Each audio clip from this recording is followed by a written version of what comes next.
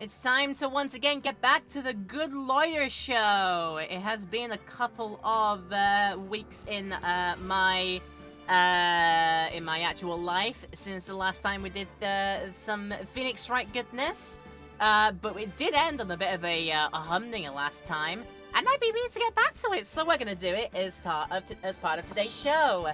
We're back into the Ace Attorney Trilogy collection on the PC, all the collections of games 1, 2, and 3, and we are continuing in case 1-5, Rise from the Ashes, as part of my playthrough here. Hi everybody, in Twitch land and in YouTube land, wherever you end up enjoying this from, please sit back, relax, and enjoy. If you are watching this and enjoying this in YouTube land, don't forget to let me know by leaving a like and comment down below, and don't forget to subscribe and hit the bell if you want to keep up with stuff like this coming up in the future, or whatever else we get up to. We'd love to have you for the ride, and make sure you check out links in the description if you need to see like some other places that I'm on.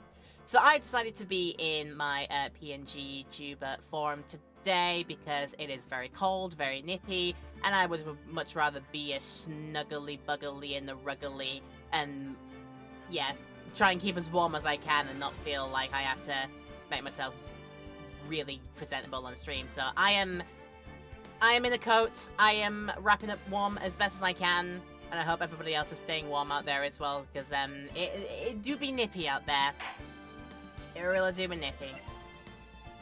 So as I said, when we load things up here, things got a bit riotous at the end of our last part. I do remember revelations happened about like the way that we were using evidence in previous trials. There might have been forgeries, and there might have been fabrications, and that caused riots to happen as we were trying to do our investigations into things like the SL9 case and whatnot. And so let's continue the story where we left off from last time, as we go to February 24th, 3:12 p.m. in the Wright & Co. law offices. I'm so sorry, Mr. Wright. I'm sorry for what my sister said. Drastic crimes require drastic measures. That's just the way it is. We did what we had to in order for him to get the verdict he deserved.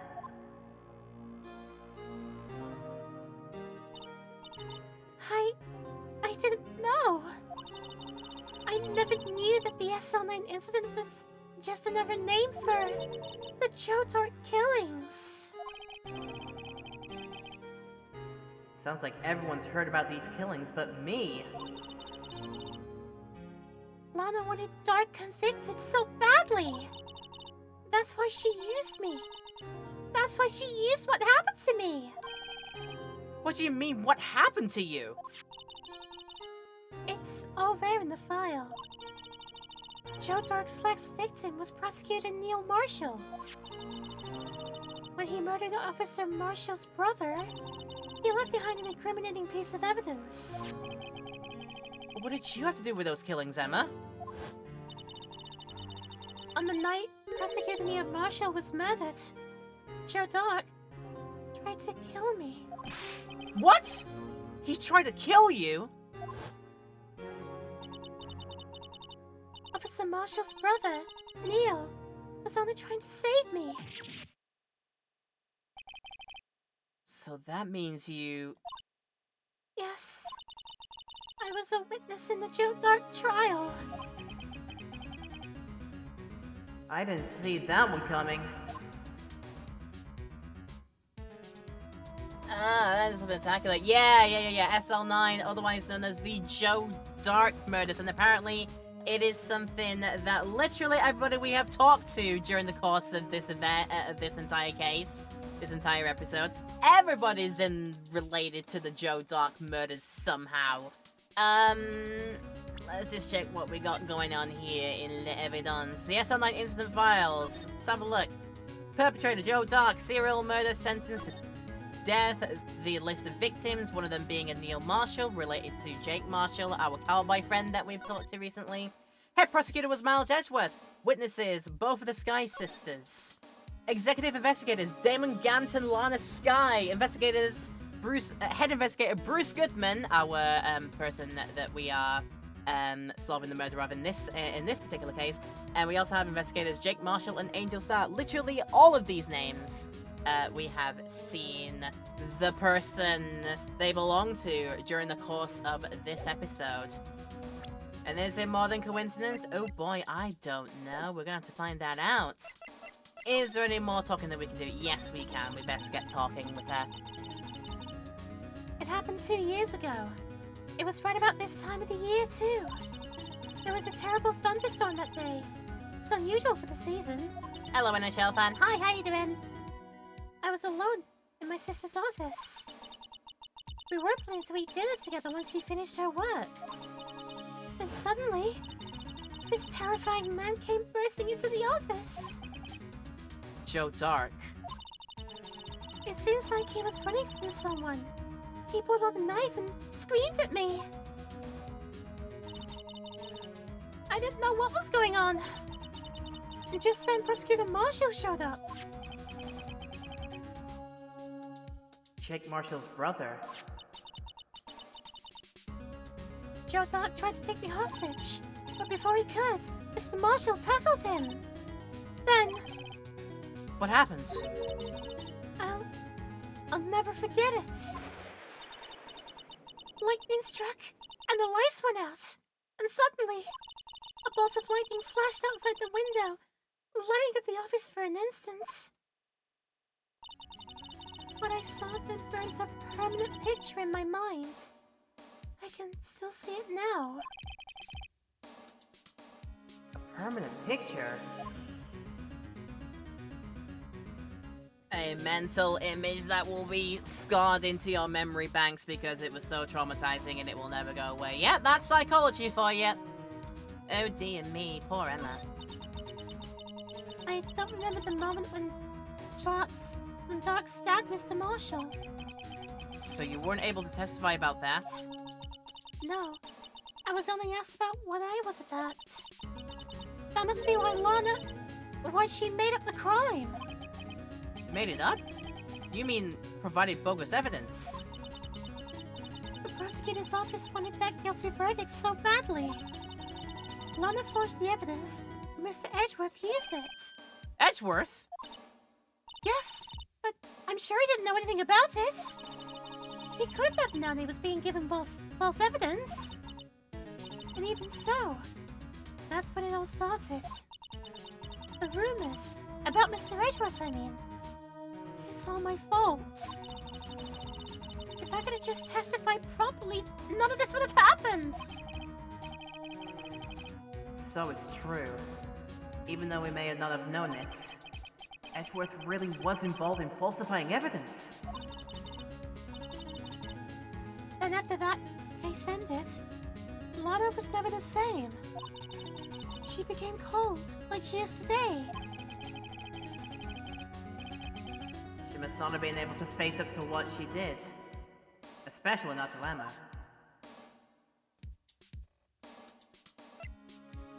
Are we all truly naughty here, or is there a master? I think there's a mastermind who is being the most naughty of all, making everybody else look naughty, while they get away scot-free. Tends to be how it works most times. There's a mastermind doing things behind the scenes, being the master puppeteer with the marionettes, making us all do the things according to his grand design. I got a feeling it's gonna be something like that by the end of this case. But yeah. What did you see in the instant that crime occurred?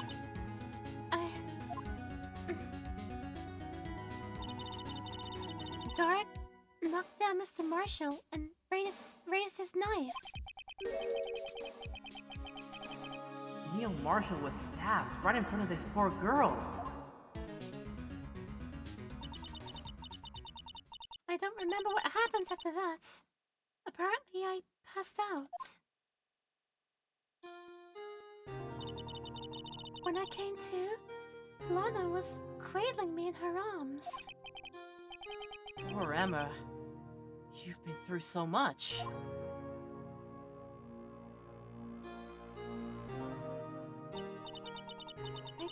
I couldn't bring myself to testify about that incident.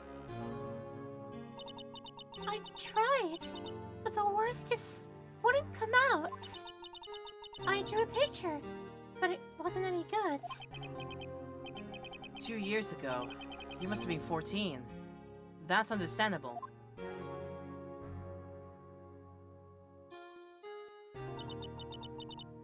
Once it was all over, I made up my mind. I decided that when I grew up, I'd become a scientific investigator.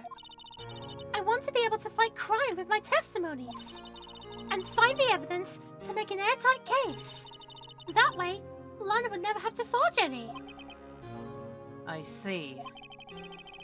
I think I'm finally starting to understand what makes Emma tick. But there's still something that bothers me about that crime. Something puzzling. I wonder what. There's something that's puzzling me, Emma. A very puzzling something that's puzzling me in my puzzler complex. What is it? You said you were in Lana's office at that time, right? That's right. Why then would a serial killer come running in there? Not only that, but he was being chased by a prosecutor? Oh, there's no mystery there. Joe Doc had been taken in for questioning that day. Taken in for questioning? You mean by the police? Of course. This happened at the police department. He tried to run away halfway through the interview and fled into my sister's office. But why did he run all the way over to your sister's office? Because the detective's offices and the questioning room are right across from the elevator. Huh. Across from the elevator? But Lana was the chief prosecutor, wasn't she? No, silly. Didn't I tell you? 2 years ago, Lana was a detective. She was the best in the entire force. What? Oh, that's news to me. And as the case turns out, he's always the last one to know when he feels like, in his position, he rather should be the first one to know. Phoenix, I know how you feel sometimes. After the Joe Doc case, she was transferred to the prosecutor's office and made chief prosecutor. Lana used to be a detective? I better have another talk with her. Ooh, does that mean now then? Does that mean we move now? Yeah, I think that means we move now. Because maybe we can have this talk with her immediately. February 24th, Detention Center Visitors Room. Hi, you have something to say to me. Lana! Mr. Wright, it seems I keep causing you trouble. Falsifying evidence? I didn't think you were the type. Criminals don't mind playing foul. Why should we? But Lana, if you're wrong, an innocent person might be found guilty! Believe me, I understand the risks. Lana, Emma told me about you. Oh? About how you were a detective 2 years ago, and how the SL9 incident was the reason for your transfer to the prosecutor's office. That's right. Could you fill me in on the details? Especially about that unusual change of jobs? I suppose you have a right to know, Mr. Wright. Yeah, I do if I want to get you as off the hook as you can possibly be in your situation right now. Yeah, I want to know. So a lot of revelations were uncovered at the trial today, not the least of which was the fact that this case is largely connected to another one 2 years ago. Evidence from that case was stolen as well, though I expected as much. I know how obsessive Officer Marshall can be. That trial... it really wasn't fair, was it? I believed in you, Lana. I believed that no matter what happened, you'd always stick to the truth. It couldn't be helped, Emma. At that trial 2 years ago, I sold my soul. Well, all the drama aside, the fact of the matter is, at 5:15, there was no murder at the police department. Tell me it's not true, Lana! What the witness, Miss Starr, said! About you stabbing Mr. Goodman with a knife! Lana! I don't understand! Why won't you tell us? Emma. This doesn't involve just me. I don't think I've ever seen Lana look so phased before. Why on earth not? So how about your past, then? It's true. I was a member of the police force 2 years ago. And she was amazing! They still talk about all the cases she and Chief Gant cracked together. Chief Gant? He was the deputy of chief of police back then, but he still worked the crime scenes. Damon Gant. He was everything I aspired to be. They were the best team ever! They solved crimes before the reports could even be filed! Emma really idolizes her big sister. But now that you're chief prosecutor, what happened? I always planned on becoming a prosecutor. The reason I became a detective was... to gain experience investigating crime scenes, so you could use an experience in court, right? Gant's help in the SL9 case was crucial to its resolution. After that, he became chief of police and arranged my transfer to the prosecutor's office. Maybe I should ask more about this investigation of theirs 2 years ago. The dark investigation for dark times. It all began on a dark night, where a dark man waits with a dark purpose. Maybe. 2 years ago, I was second in command of the detectives investigating Dark. Second in command? That means the investigation lead was Damon Gant, right? Yes. Deputy Chief Gant and I shared the same office and the same investigations. They even had the same office? We led a team of the best detectives on the force. Detective Goodman, whose case it was, Jake Marshall, and Angel Starr. It was the first time Marshall worked with his brother. He was quite... gung-ho. He was quite yee-haw about it, maybe. Without a doubt, Joe Dark was a serial killer. We asked him to come in for questioning.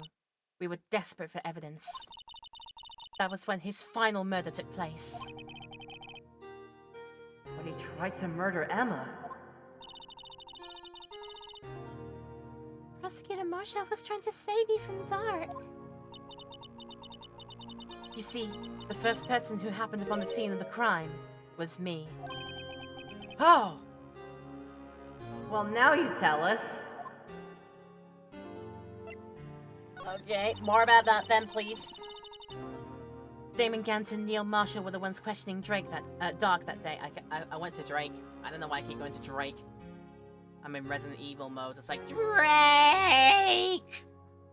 No, it's meant to be Dark. Damon Gant and Neil Marshall were the ones questioning Dark that day.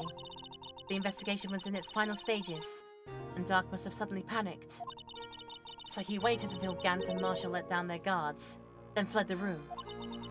From there, he ran straight to the office, shared by Deputy Chief Gant and myself. That's where he found me. So you were the first person to run to the scene, Lana? It appears so. I was finding some papers while Gant and Marshall were questioning Dark.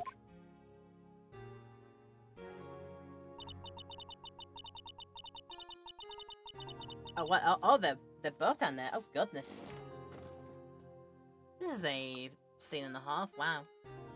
When I returned to my office, I saw 3 bodies on the floor and smelled blood. 3 bodies? Prosecutor Marshall, the victim, Emma, who'd passed out, and the suspect, Joe Dark. During the struggle, it seems Mr. Marshall struck a final blow before he died. Joe Dark had incurred a minor concussion and lay unconscious. And what did you do? To be honest, I panicked. I picked up Emma, carried her out of the room, and just held her. I can't blame her for that. After all, her sister must have gone through. After that, I placed Dark under immediate arrest. So, let me get this straight. You were all involved in the SO9 incident? That's right. Quite a coincidence, I don't buy it. What are you saying? There is no way everyone involved in this trial was also involved in that incident just by chance. But that case was solved 2 years ago. At least one person went to extremes because they didn't believe it was truly solved. Officer Marshall. Yes, his actions came as a surprise to me as well. Ever since his brother died, he's changed completely. I guess he wasn't convinced with the ruling against Joe Dark. Life doesn't end with the closing of a case. Everyone has to live the rest of their lives with their memories. That case just might not be over yet. Emma was assaulted by Dark at the police department, right? Yes, in the office that Damon Gant and I shared. The office that Mr. Gant now occupies by himself. The chief's office. So maybe we should have a look at the chief's office. The site of the final SO9 murder. We should go right away to there. Are we allowed to? We'd have to go criminal affairs first. Yep, right to there. Let's go! Let's go for some more tasty informations. February 24th, Police Station, Criminal Affairs Department. Or Dept. Dot. Kind of really like that. Dept. Dot. Maybe. I don't see Detective Gumshoe anywhere. Things seem kind of quiet around here today. You're right. The chief of detectives seems the same, though. Why don't I look for some other people to talk to? Right. We can come back here later. Oh, not yet. Right, that means I've got more things to have words with then. Okay, move. Detention center again, because maybe Emma's got a thing, Lana's got a thing to say about some things. Attorneys and prosecutors have no business showing evidence outside court. It's taboo, especially when the interests of both parties are involved.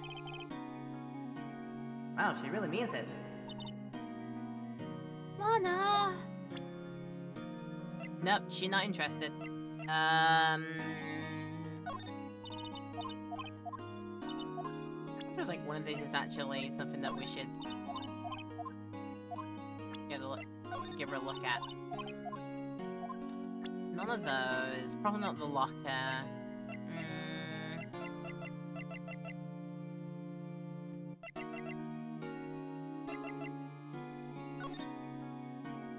Oh, that just plays. Okay, that just plays the clip again. I don't need to do that. So I've already checked whatever this is meant to be, even though some pieces of it are still AWOL. Like nowhere near.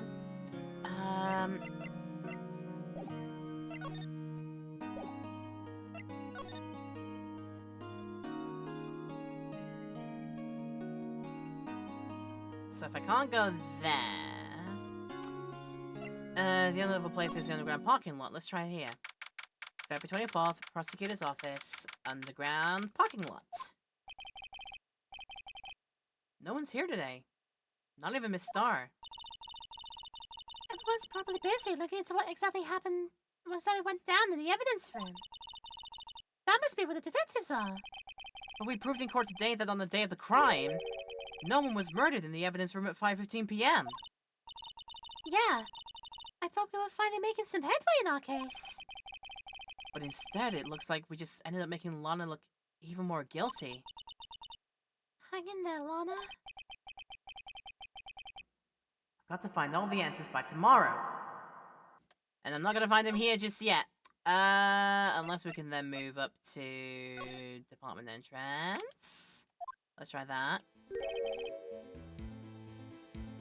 Oh, howdy, Bambina. Oh, Mr. Marshall! Never thought things would turn out this way when I woke up this morning.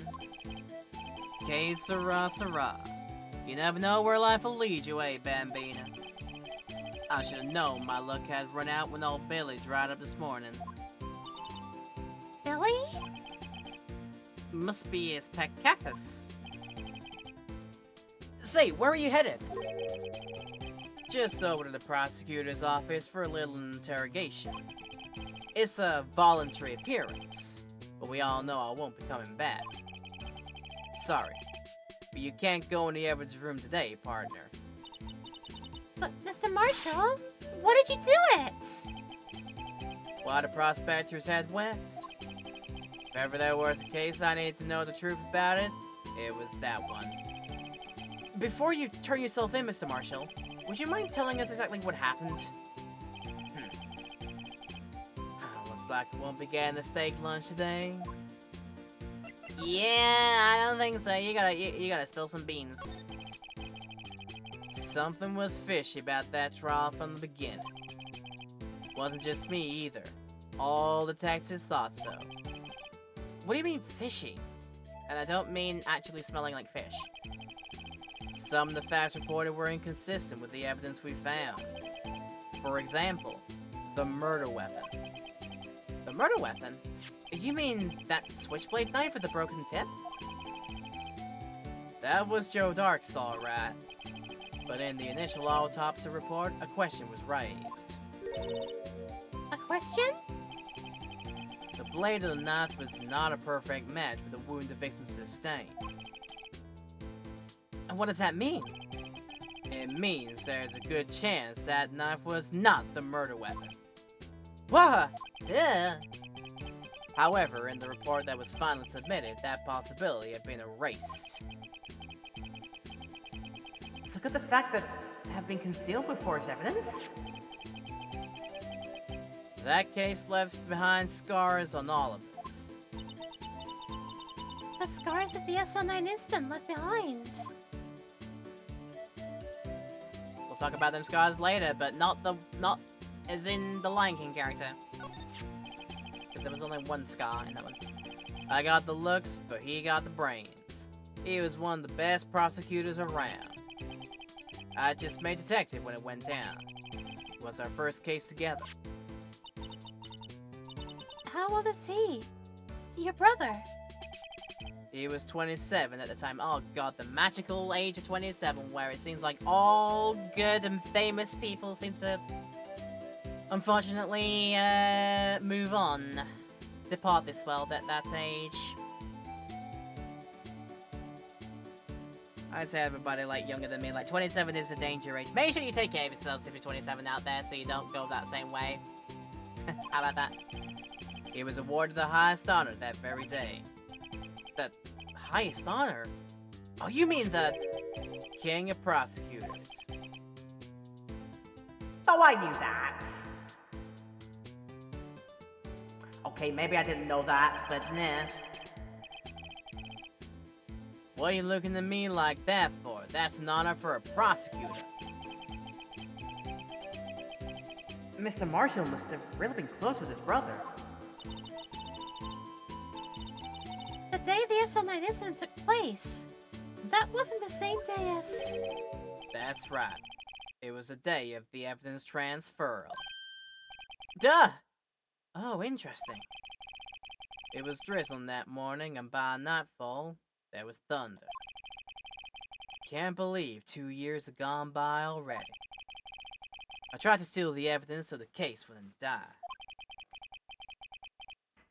But apparently someone tried to stop you. Detective Goodman was murdered, and the evidence locker was empty.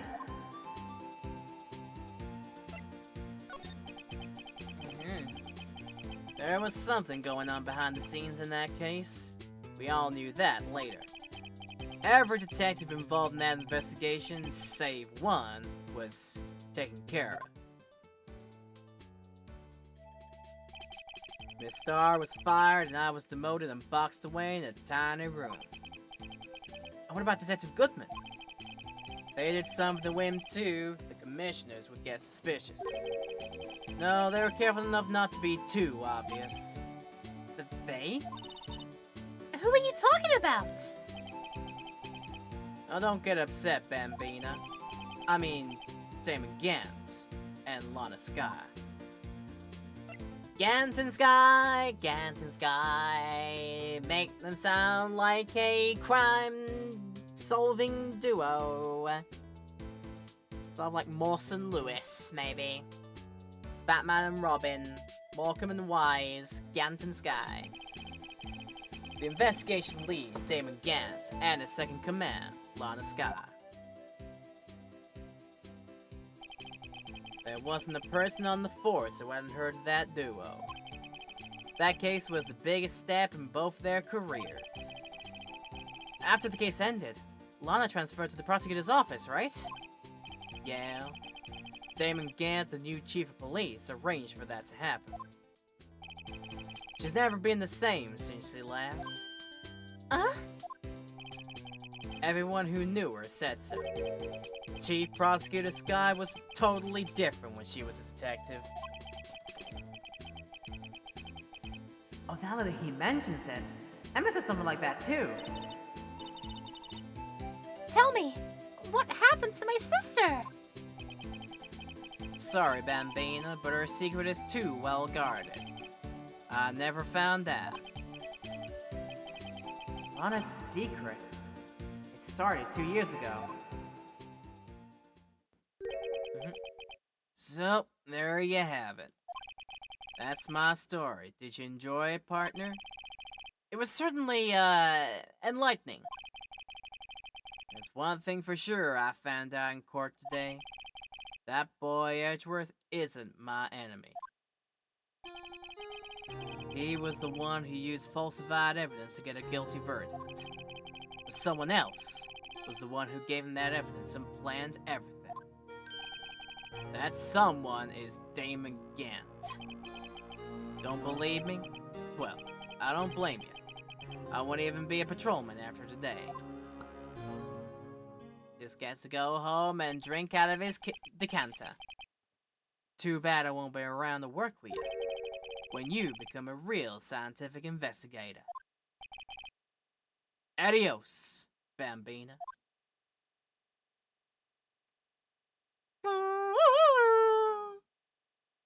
It just goes off and he's just like, Ah, wap, wap, wap. you just hear that, yeah? Is it time to go then now? We've had words with Jake Marshall last night. I think it might be time to do that now. This place is always pretty empty, but today is deserted. That must mean everyone's busy solving crimes. No way, if you're looking for the others, they're all in the conference room. Thanks. Wow, he actually talked to us. Yeah, when the chief prosecutor is saying what she did and the decision about what to do about Mr. Edgeworth, not to mention our statement to the media in tomorrow's trial, there's more chaos going on than Thanksgiving and Christmas put together. Yes, very difficult for me as a frog. I think festive is a word usually used for those. Sir, we'd like to have a look around Chief Gant's office. Just use the connecting hallway to the other building and take the elevator to the top floor. Really? You mean it's okay for us to just go in there?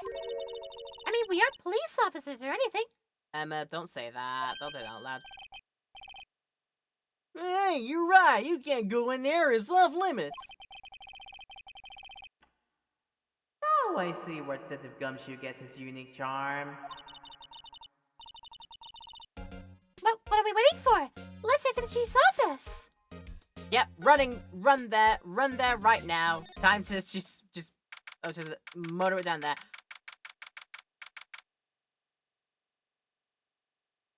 Wow. I can only see this and then I can think every single, like every day he goes there. He's even like Davy Jones in Dead Man's Chest. is in his quarters. Do not disturb me, for I must play my opera. Dun dun dun dun dun! Just like that. February 24th, Police Department Chief's Office.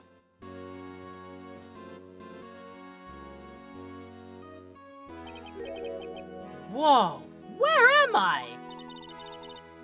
In the chief's office, you silly! At least, that's what it said on the door. Check out that pipe organ! That's real, isn't it? Hey, I used to take organ lessons in kindergarten. They used to call me Little Miss Bach. I thought I was a genius until they tried teaching me notes.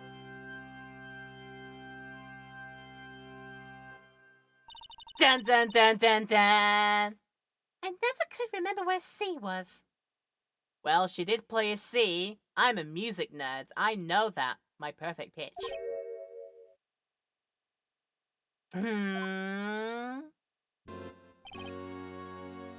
Oh, it's you two. The Chief Gant! He put that paper he was reading in his desk. So, righto, have you been swimming lately? No, I haven't. I've been kind of busy lately, unless you mean that as a metaphor for something, you meant that as a metaphor, didn't you? I can appreciate that. I've had my hands full too, with Mr. Marshall's misconduct and Lana's provocative statements. Provocative statements? Oh, you mean about the forged evidence? 2 years have passed since that incident. My, how time flies. See that big picture on the wall over there? That's a picture of Lana, Neil, and me. So this is Mr. Marshall's brother, Prosecutor Neil Marshall. We took it to commemorate our work together.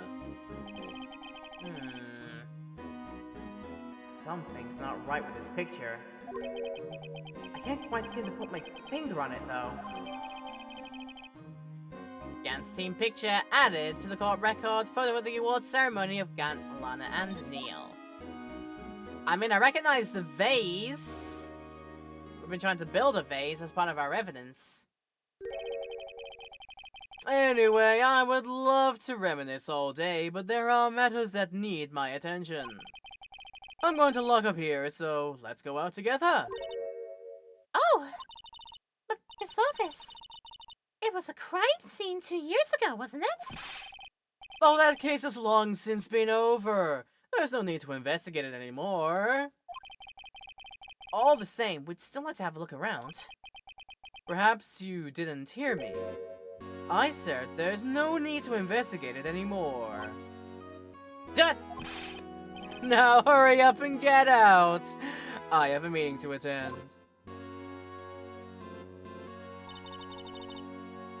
It looks like we aren't welcome. Typical. It seems that case isn't over with yet after all. What do you mean? Chief Gant denied a request to search the crime scene. That means there must be a reason he doesn't want us looking around in there. You mean like a clue? There's got to be a way we can get inside the chief's office. There must be a way, they say. How about we move to somewhere else? Okay, the only other place to go to would be here. Also from here.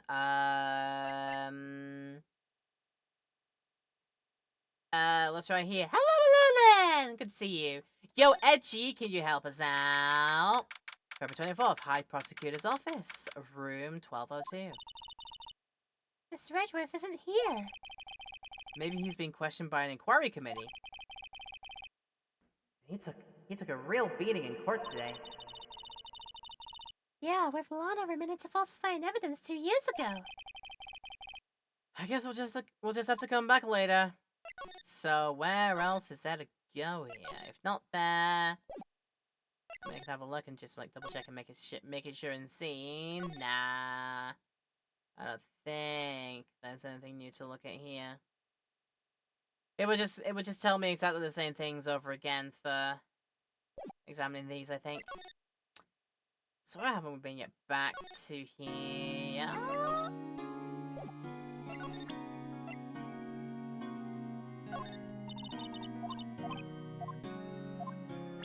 I'm surprised that Lana doesn't have words about the picture.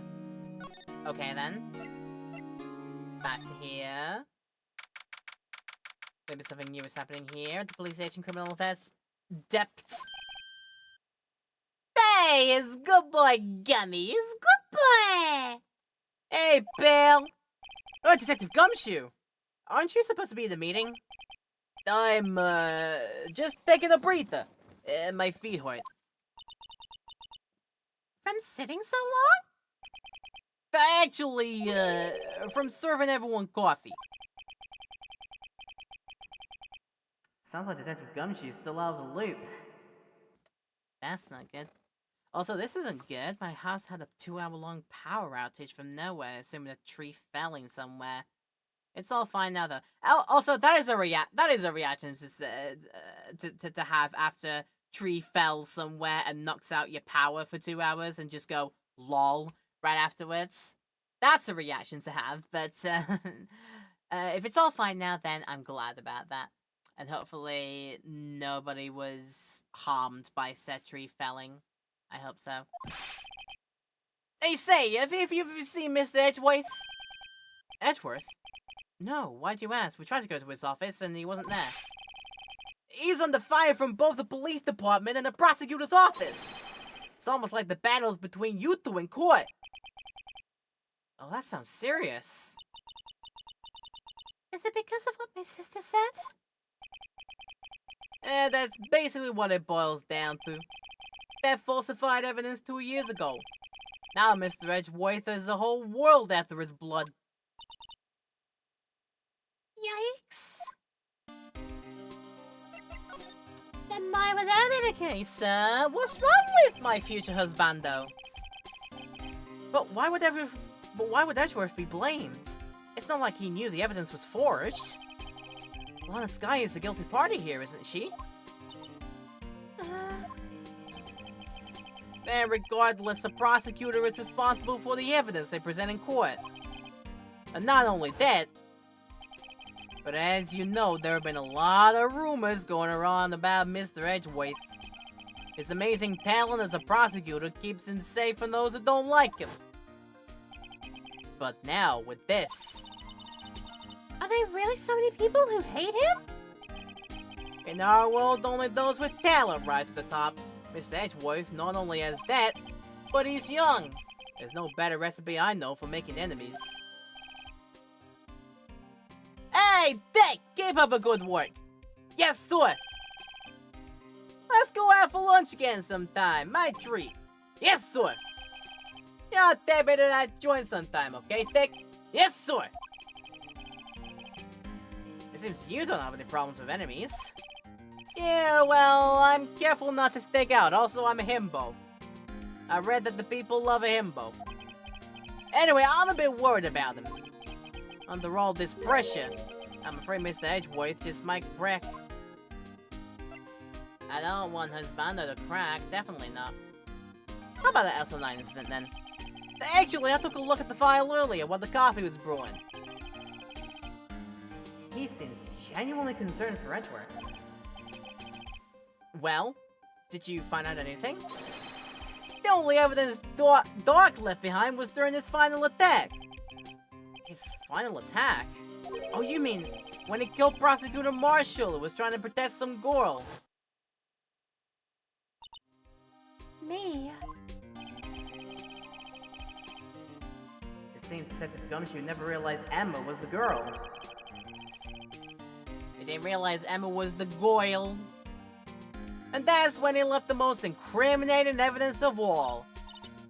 Well, what was it? Oh, let's see. I think it has something to do with the murder weapon. Oh, I forget. Oh, look, it's all written somewhere in there, okay? His powers of recollection never fail to impress me about how bad they are. Like I said, himbo. maybe we should show him the murder weapon. It might jog his memory. And we could do. We could also talk about Doc's crimes. Oh, whoa, Joe Doc got put away for crimes.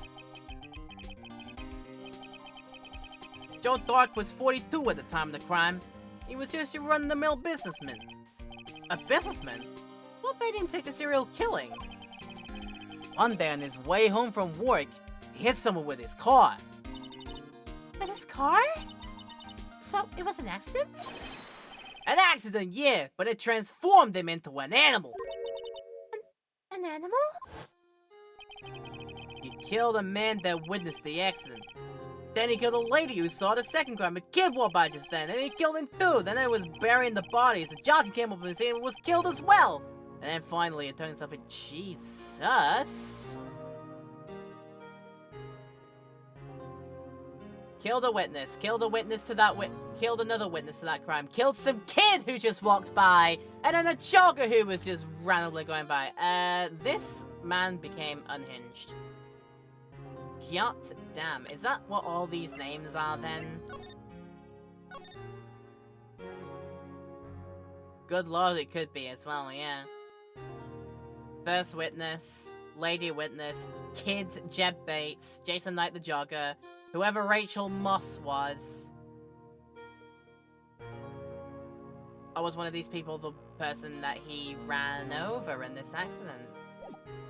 Interesting. But yeah, this man became definitely unhinged. What the? Seems like he was a pretty careless animal. And of course, this is all conjecture. There wasn't a single shred of evidence. So he turned himself in. Yeah, but in the middle of his questioning, he fled and murdered his final victim. Prosecutor Marshall. That crime was witnessed by someone too, but luckily Doc was arrested on the spot. It's a good thing that last witness wasn't killed. That last witness, aka Emma. She is she is standing right in front of you.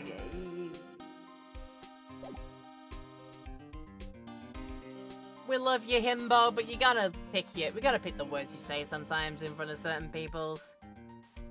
Oh, dear me. Well, what I suggest, presenteth unto him some evidence.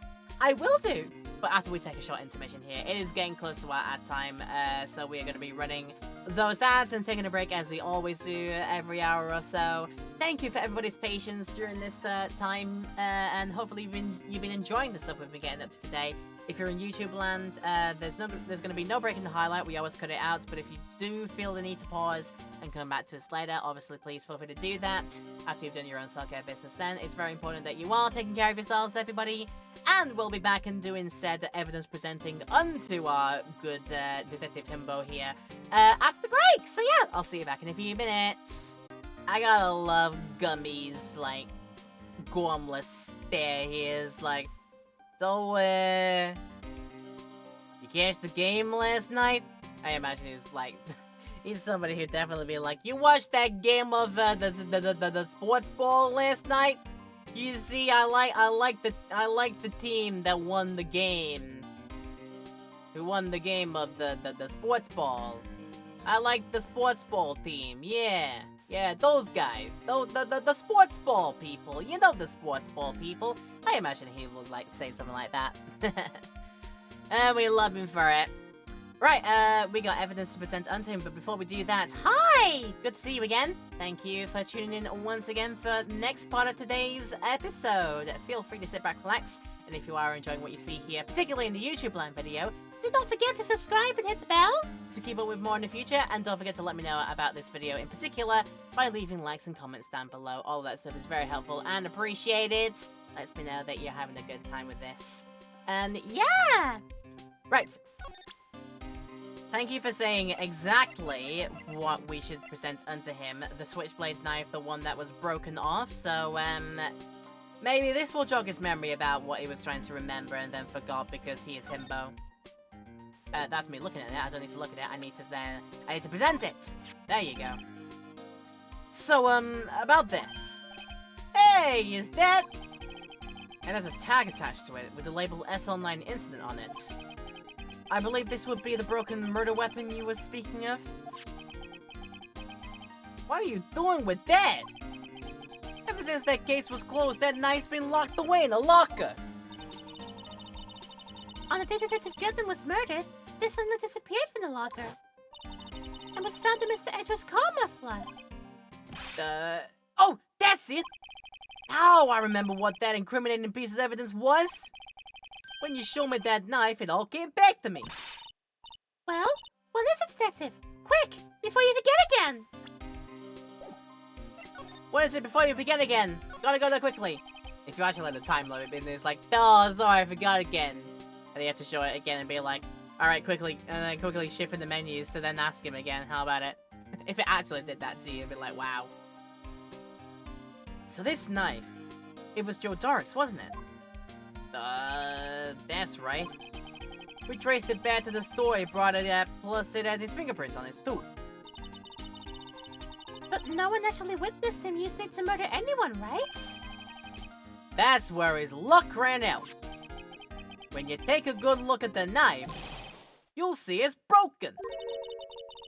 You don't have to take a good look to notice that. Yeah, well, anyway, take a guess where the broken off tip of the knife was found. That's what did him in. So where was it? The victim, Neil Marshall, was carrying it inside his own body. Ooh. Huh? It was found deep inside the stab wound. Did it match Dark's knife? Hey, you bet! Down to the last fiber. I don't know if knives are made from fibers, but then again... What do I know about knives, I guess? That's pretty conclusive. We've got Neil's autopsy report, freshly updated. Stabbed in the back, died from a punctured heart and lung, a knife was found in the wound. That is a heck of a way to go, both the heart and the lung, Jesus.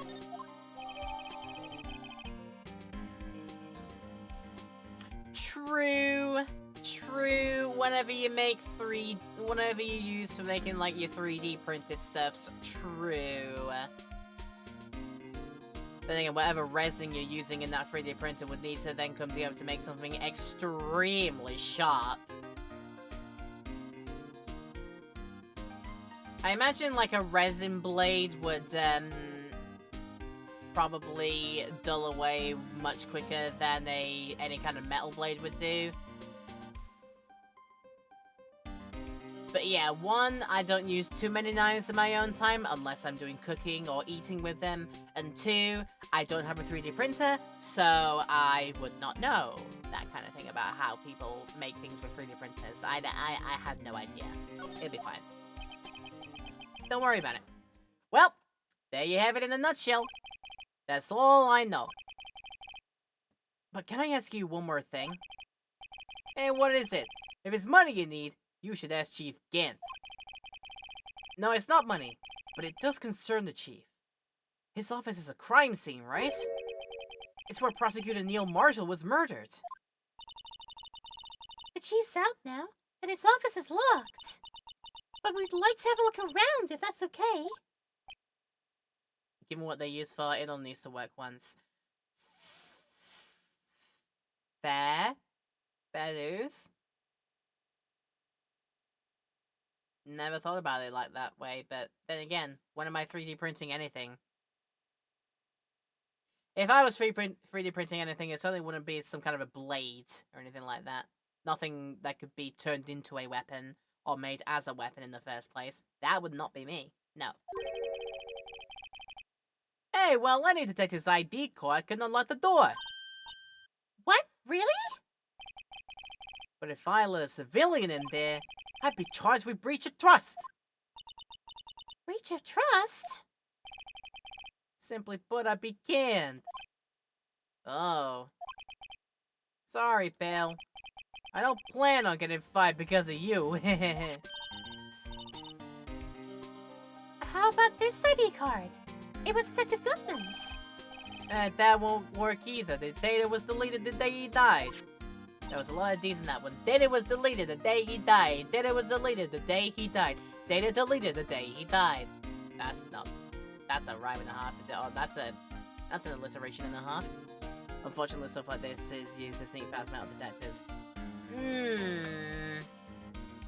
Yeah, then again, we don't plan on doing that. Hi FBI, how you doing? We don't plan on doing anything like that here. We're just talking about it. We're talking about it for purely informational purposes and to learn things and not actually follow through with them. Yeah, let's go.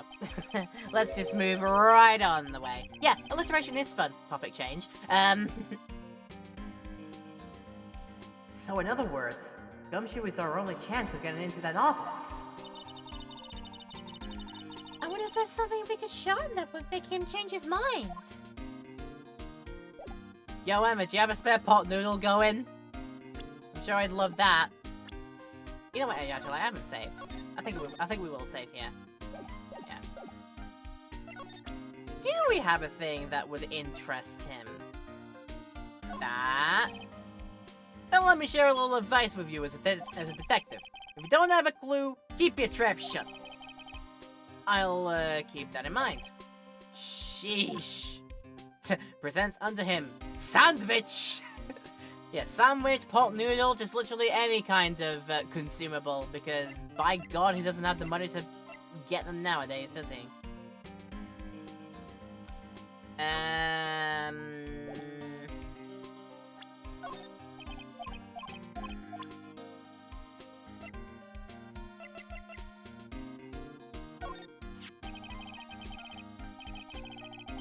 I've been studying up on those files. There's nothing wrong with Mr. Edgeworth's presentation. I think people are accusing him of injustice. I, for one, ain't buying it, pal. You're looking into the case for Mr. Edgeworth? Yeah, it was a pretty big deal while it was going on, you know. After all, a serial killer was on the loose. But Lana was pretty clear in her confession. She forged evidence in order to prove Joe Dart guilty. Yeah, interesting. About that jaw. I think I've seen it somewhere before. Somewhere? Hell, maybe it's one of those memories people have from previous lives. This must be the most uninformative detective I think I've ever met. Something about it makes me feel uneasy. It's like I'm in the chief's office, and he's yelling at me. Chief Gant? Where could I have seen that before? It's in the back of that, isn't it?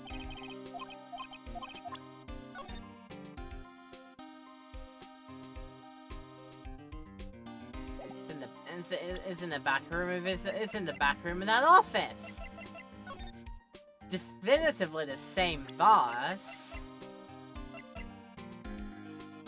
I'm only surprised that you are not wishing to.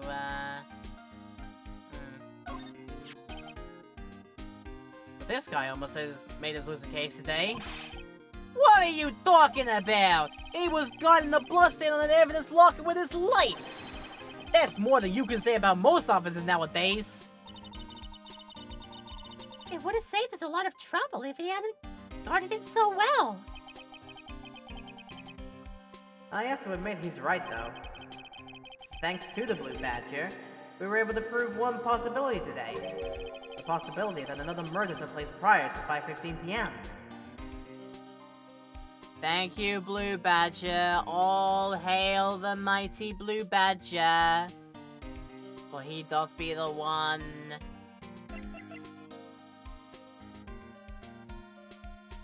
To impart his mighty badger wisdom. Hey, that's it! That's the King of Prosecutors Award that Mr. Edgeworth got the other day. Were you at the award ceremony, Detective Gumshoe? Of course, pal! I got an award for diligence myself.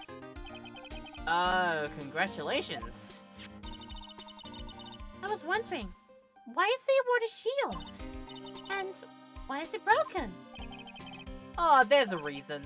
I'll tell you what it is later. I.e., he's forgotten. I.e., he had no idea.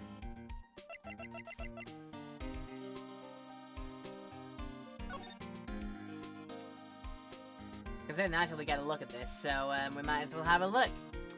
Name of deceased, Neil Marshall, 27 male, between 7 and 7:30 p.m., February 19th. Date, time of death, cause of death, single stab wound, piercing heart and lung, both from the same... Wow. Both from the same wound, wow. Assessment, died from blood loss in under 10 minutes. Weapon found in wound was the missing tip. Could show that back to him. Nope, you don't like that. Right, this will be a case of figuring out what you would like to see in order for us to get back into your room with.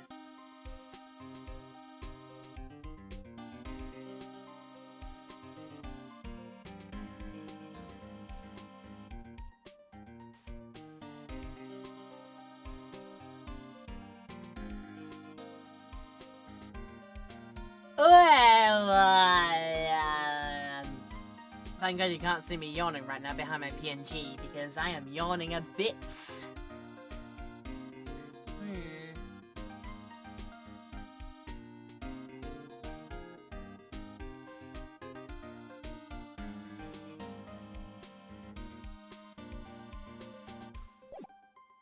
Maybe we don't have anything quite yet. Maybe through other places we'll be able to find some other things. If we go back to here. Go back to here. Nothing there. What about up top? February 24th, High Prosecutor's Office, room 1202. I might be coming here for something.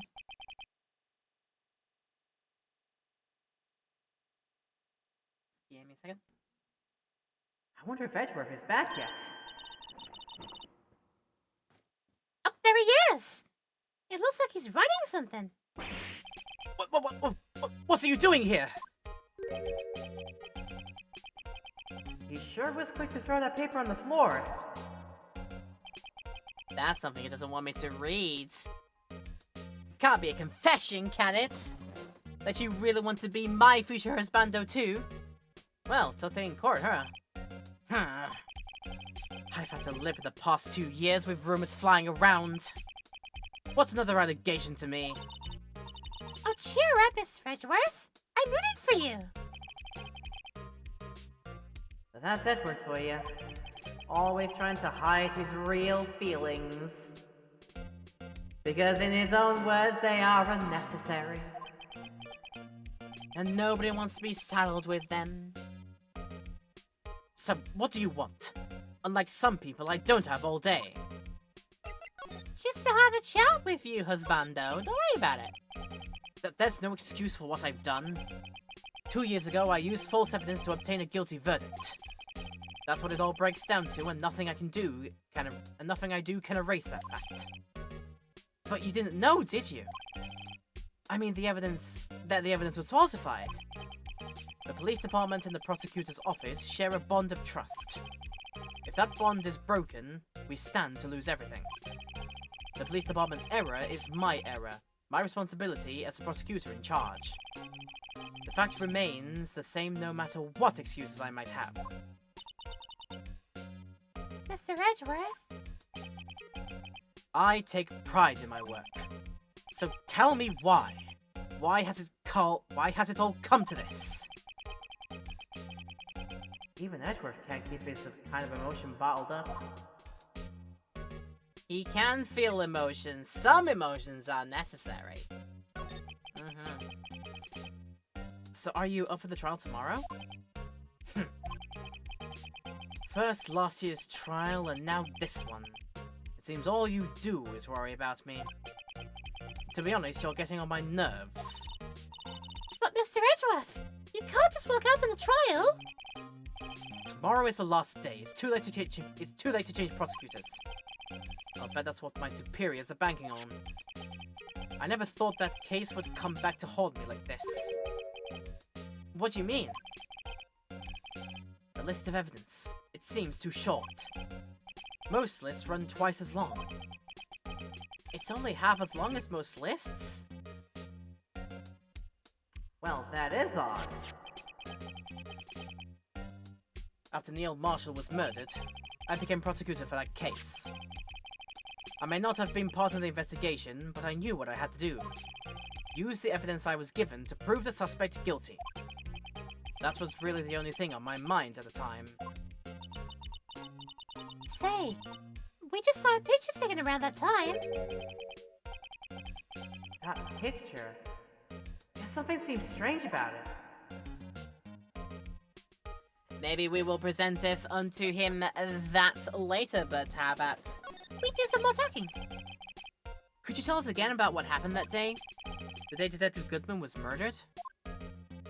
You were participating in the ceremony over at the station, right? I'd never cared for ceremonies, but I had to attend that one. Because you were awarded this? Those receiving awards can't exactly skip out on the ceremony.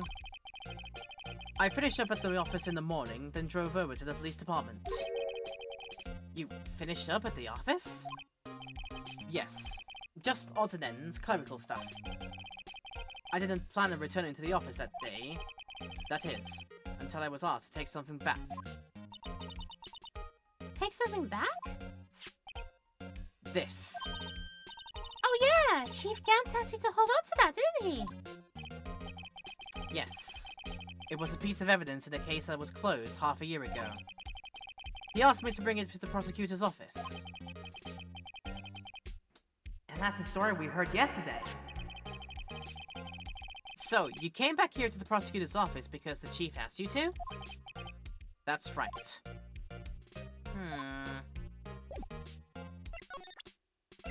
Feel like something fishy afoot there. Yeah, how about you take a look at the picture and maybe you can tell me something about? Just as soon as I have a beverage first.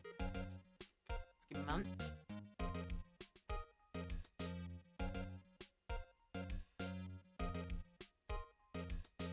Oh, yes, that's nice. That's very nice.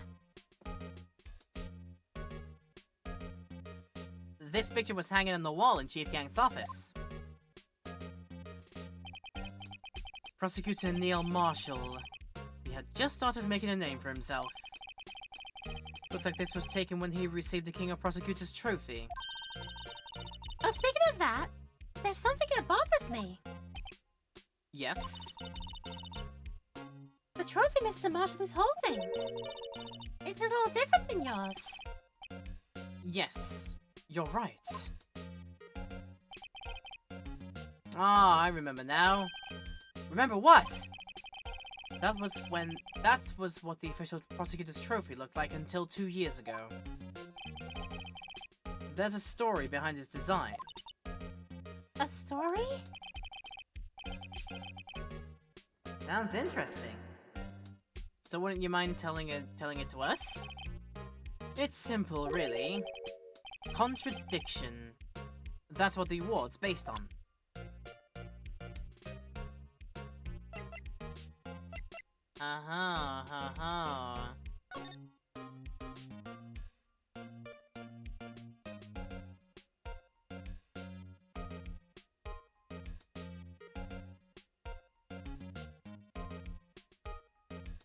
Just having a look at this trophy again, there is definitely a slot behind where the K is placed on top.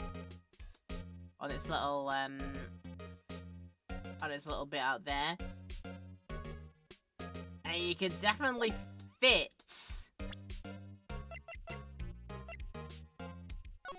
Yeah, you could definitely fit like the sword a little bit in there. And notice how the sword also has a not pointy end, or like a broken pointy end at the front of it as well. I could be reading too much into it, but for now, that is gonna read me as a bit interesting. Also, how they are perilously close right now to that knight wielding the very sharp spear end there.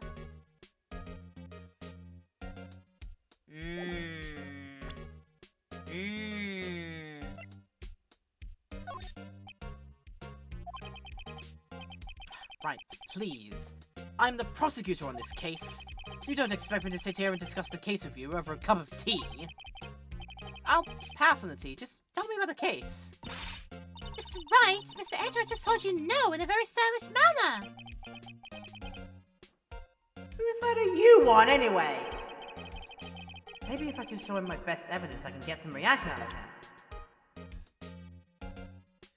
Go on then, what other evidence do I have? I have this. That is not what I need to, give him. I got the autopsy report. You're not interested in that, I see. Fair do, fair do, fair do. Be a case of figuring out what we need to give him.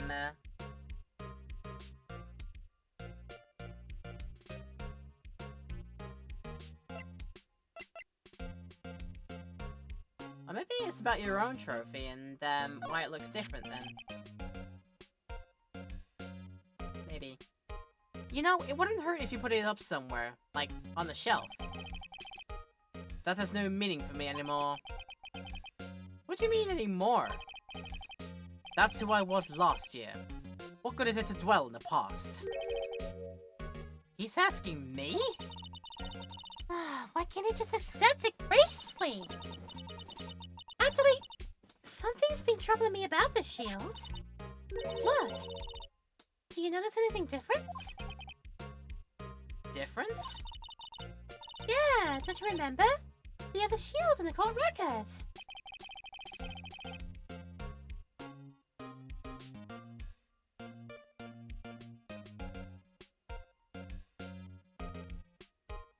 So to with? I guess I better present this other shield. Do I have another shield?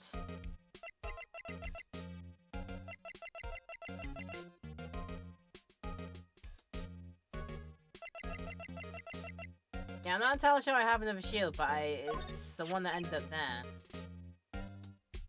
This picture was hanging on the wall in Chief Gant's office. Decided to make him an inverse out. Speaking of the trophy is holding. It's a little different than yours. And that's what it looked like 2 years ago. A story behind this design. The award is based on contradiction.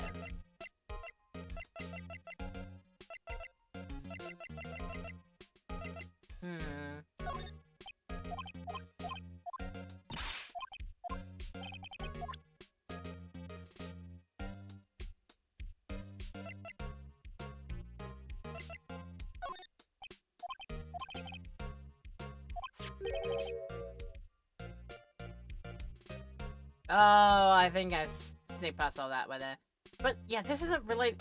But this isn't related to the case. Remember, you said so yourself.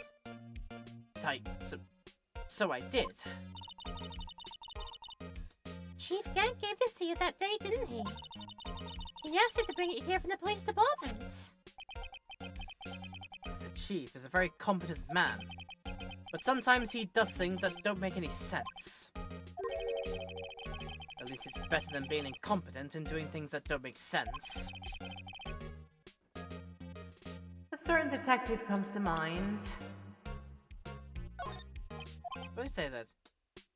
You can't seriously expect me to just sit down and chat with you about the case over a cup of tea. That's all he said. Okay, that's all he said at the beginning. So I'm like, what else do I need to present then?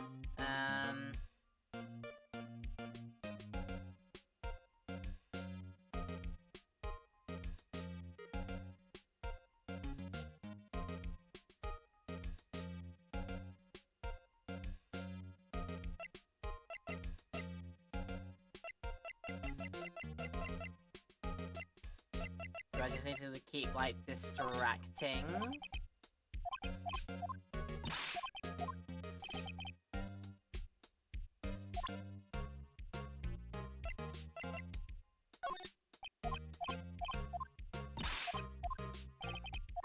I'm getting closer to finding out what my best evidence is.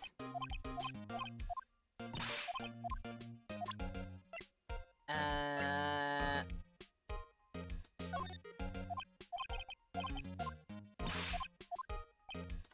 don't recognize that.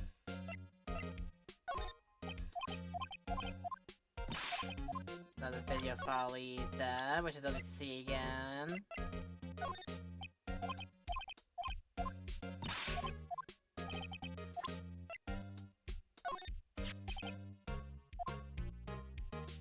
And this is just a repeat of what he's already said. So something that bothers. Trevor looks a bit different. Then he remembers.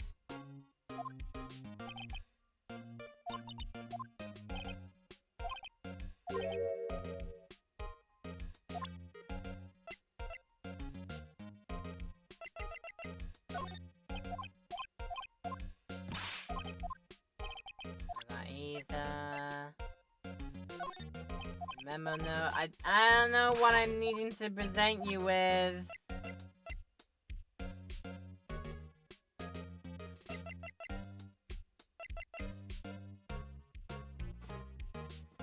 Not entirely sure what I need to be doing here.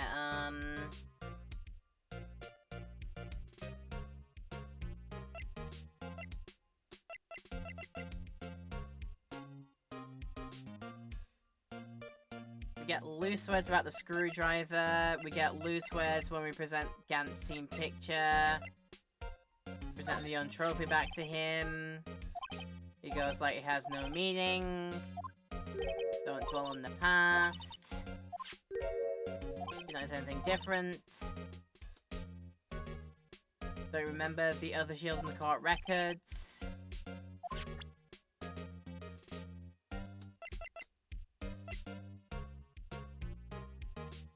Yeah, it's the other shield that's in the photo, and then he says nothing. Doesn't say anything that follows that. I am.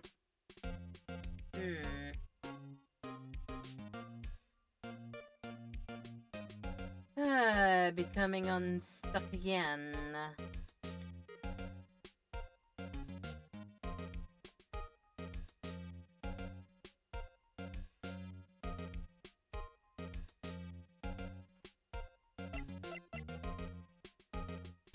Got something else that implicates something else related.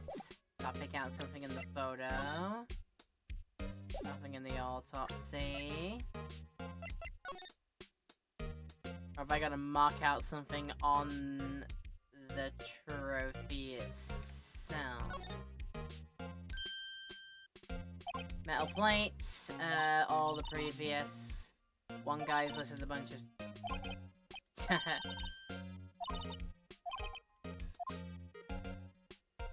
Yep, they have a word about Von Karma.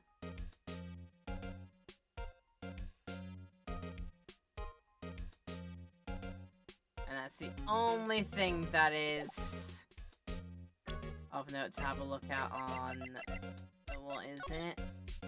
This is something to have a look at on...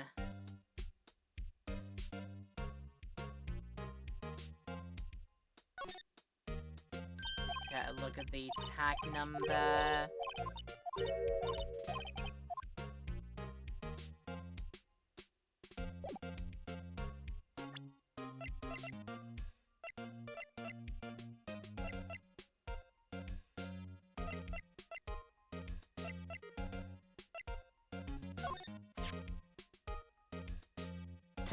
Sorry, when I present the badge.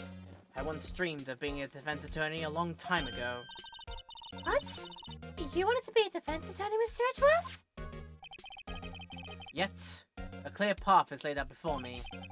I have no time to look back on what might have been. Damn. Getting philosophical about it. I just don't know what to present him to him. How do we move it on? Everything about them. If I just show him my best evidence, I can get some reaction out of him. I thought I did. Gant team picture got a slight reaction. The screwdriver gets a slight reaction. Not sure what else. Not sure what else that might be though.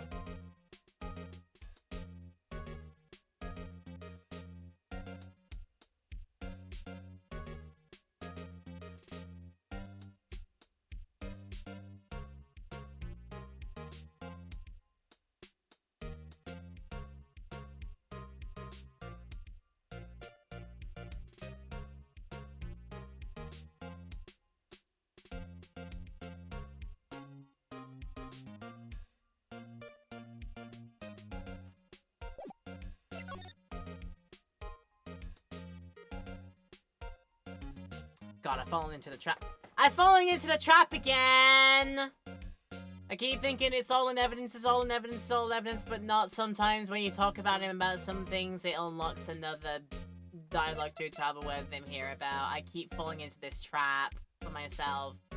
I am sorry it's taken me this long to figure out, but I never professed that these games were my strong suit. I just enjoy them because they got funny characters, they have nice stories, and I want to see them all through. I keep forgetting that sometimes when you present things, it unlocks new things to have chats with them about. So yeah. This award originates from an ancient Chinese tale. In Chinese, the word contradiction is written with two characters. The first means halberd, and the second means shield. Have you heard the story? Me? Oh, sure! Everyone knows that. Why don't you tell it, is it, though, for our mistake? Very well. Sit down and let me spin you a tale. Shall I, get you some tea? Long ago, in the kingdom of Chu, there was an arms merchant. One day, he presented the king with two items. The first was a halberd he claimed could slice through any shield or armor. The second was a shield he claimed could withstand any weapon. Wait a minute. Objection! Those claims contradict each other. Very perceptive. But then again, you've heard this story before, right? Anyway, as you mentioned, the very descriptions of these items discredit them both. When the king pointed this out, the merchant was left speechless. And thus, the Chinese word for contradiction was born. I think that is actually kind of based in reality, to be fair with you. I don't know about my characters coming from in Chinese, but I can see that story actually being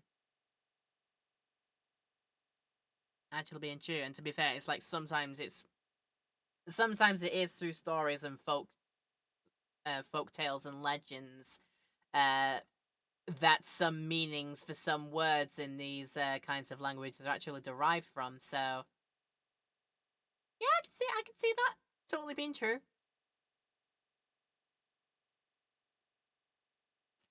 Oh, I see! So the chipped shield and broken knife symbolize? Precisely so. They symbolize the merchant's items. The ancient tale ends with the merchant at a loss for words. But it's in our nature to pursue matters to their conclusion, even if it results in something as ugly as this.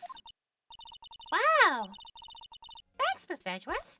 I learned something new today. That's funny. If that's so, then why were you only given a shield?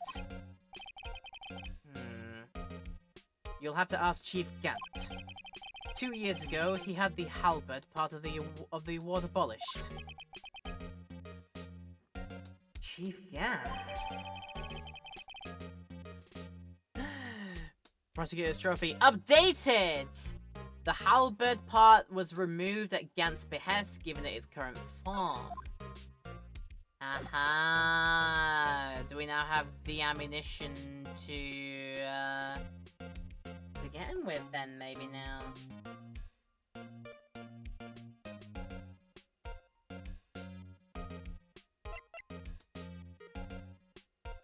So maybe now that you've...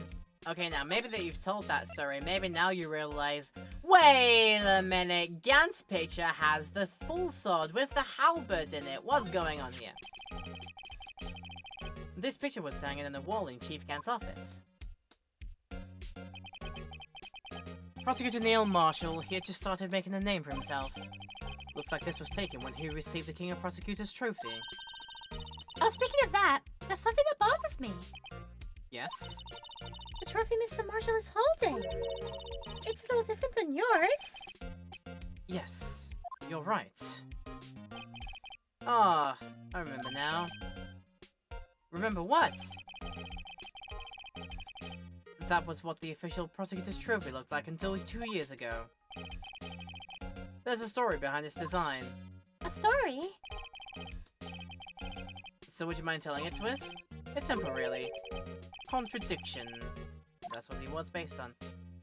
No. Not that, is it?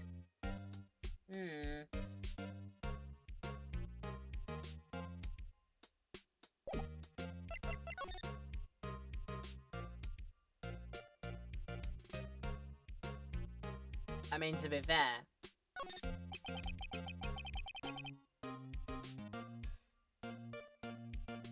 To be fair, it pays to be nosy, doesn't it? Being nosy might actually move me on and help me out here, so we'll see.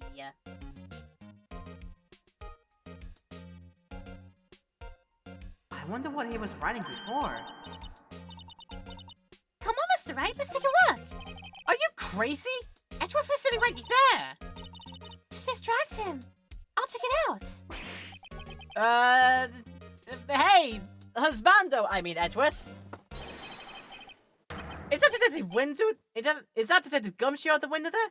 Oh no! He's falling to the ground! Hold on. First, let me see what this girl's doing crawling around my feet.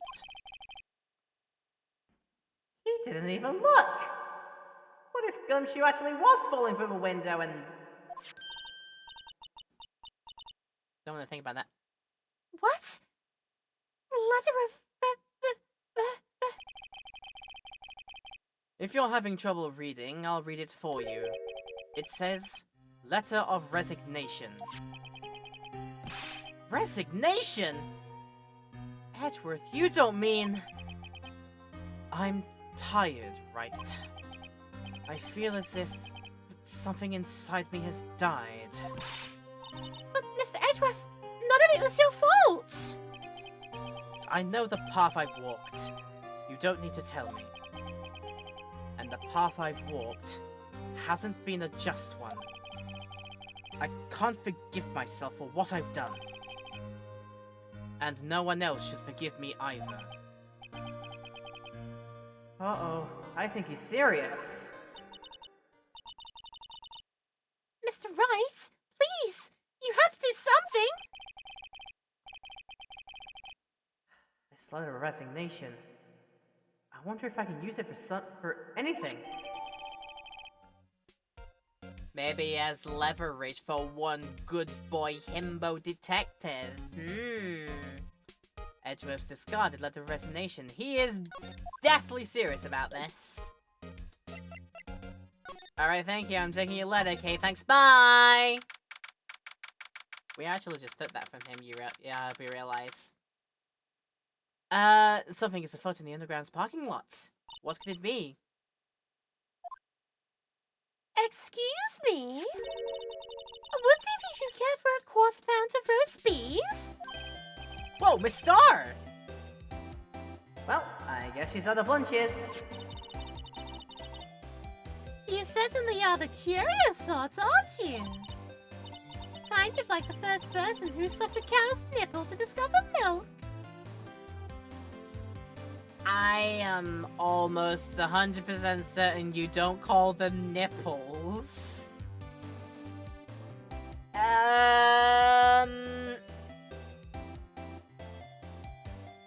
Yeah, I guess the less said about that, the better.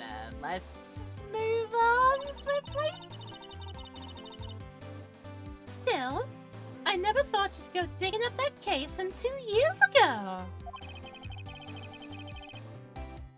Everyone in this trial was involved in the SL9 incident. Not only that, but the murder occurred on the very day his evidence from that case was due for transferal. This can't all be attributed to mere coincidence. Aren't you forgetting something?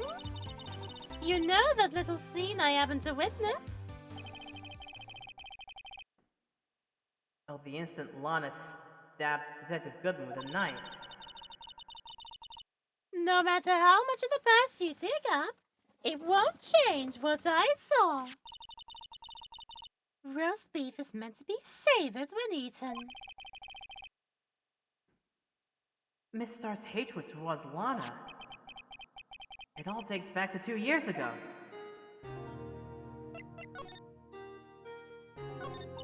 Then you've got to say words to me then, because your words must be very important. Joe Dark. That's a name I'll not soon forget. We trailed him for half a year. Ooh, the pressure. Still, I don't think I was ever more alive than I was then. Those days were steamier than a bowl of hot gravy. Poor old Jake Marshall, though, must have been going through hell. You mean because of his brother's death? They were close, those two. After Neil died, something took over Jake. He became obsessed. Seeing Jake like that made her all the more desperate. Her? Lana Skye. My sister? The best of the best were put on that SR9 case. Of course they were led by that legendary duo. Lana and Chief Gant. What about after the case was closed? That legendary pair was the reason we were able to keep up our investigation. That's why we were so shocked over how it turned out. Oh, you mean with the forging of the evidence? Don't get me wrong. Joe Dark got what he deserved. Still, it was obvious the evidence produced in court was being manipulated. Items our team never found would suddenly appear, while other items were kept secret. But you don't have proof anything illegal was done. I'm proof enough of what happened. Huh? After that case, all of us save Goodman were relieved of our duties. Most even without so much of an explanation. Then Lana Skye transferred to the prosecutor's office and became chief prosecutor. Lana always wanted to be a prosecutor. Nothing's quite as simple as it appears. Huh? Lana Skye was merely being used as a pawn. That's my take on the matter. She was being used? My god, why? Don't like being used. Damon Gant and Lana Skye.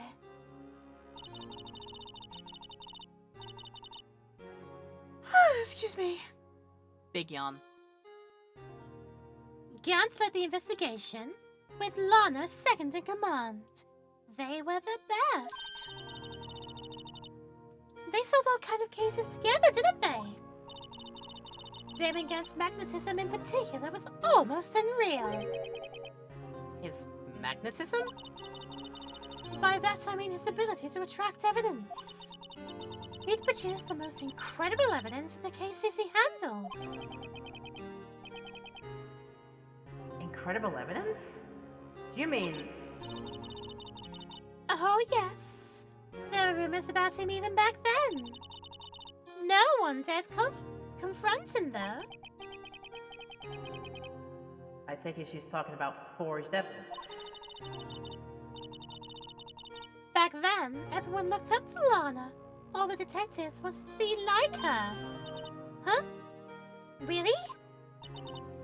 Oh yes, myself included. I was a fool, really. She hated anything crooked and always watched out for the other detectives. That's why she was so concerned for Jake. Mr. Marshall? When Jake's brother was murdered, she felt as if she had lost her own brother. If it wasn't for her, I don't think Jake would ever have recovered from his shock. That's what makes it all the more infuriating. Miss Star. That's why I'll never be able to forgive her. Why did she have to turn so cold after that?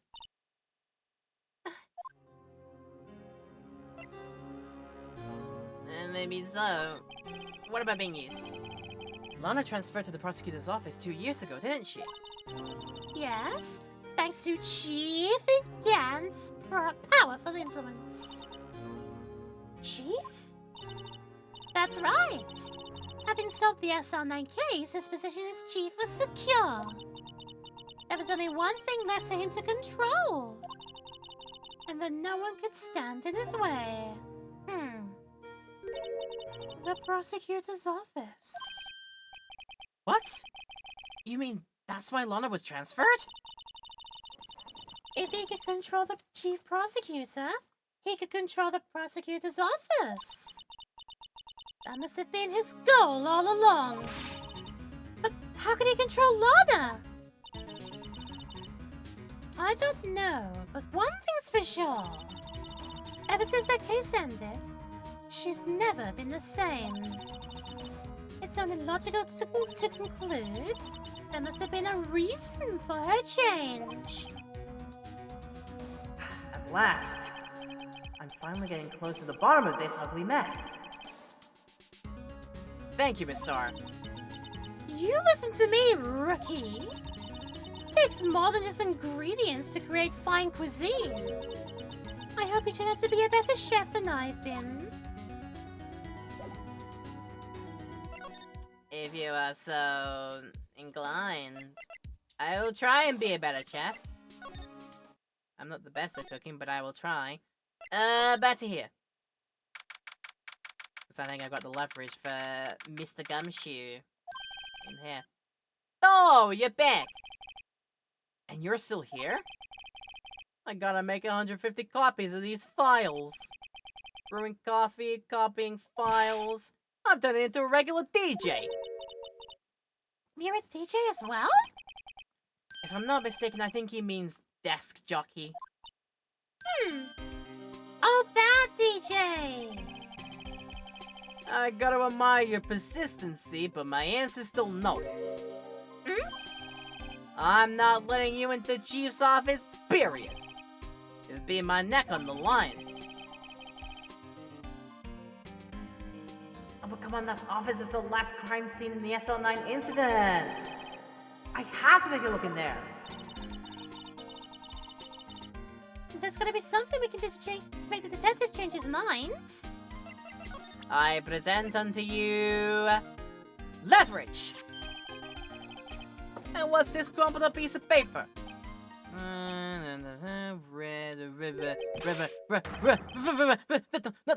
No way! Mr. Icewood can't be serious! Is he ever not serious? Phoenix says with a wry smile.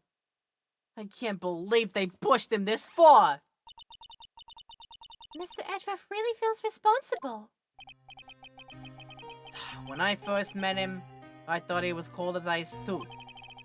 But I know different now. He trusted us detectives to provide him with sound evidence, but we betrayed him. Detective? That's it. I've made up my mind. But...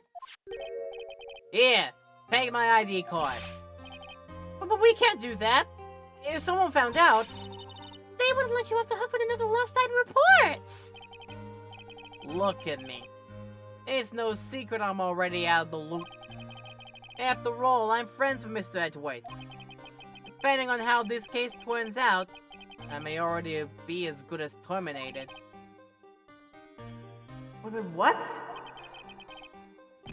So at least, let me do this. For Mr. Edgewife's sake! Alright, Detective, alright. Thank you. Gumshoes ID tucked swiftly into my pocket, so as to not cause anything untoward to happen. That means we can move back to the Chief's office. February 24th, Police Department. Chief's office. Here goes, Mr. Wright.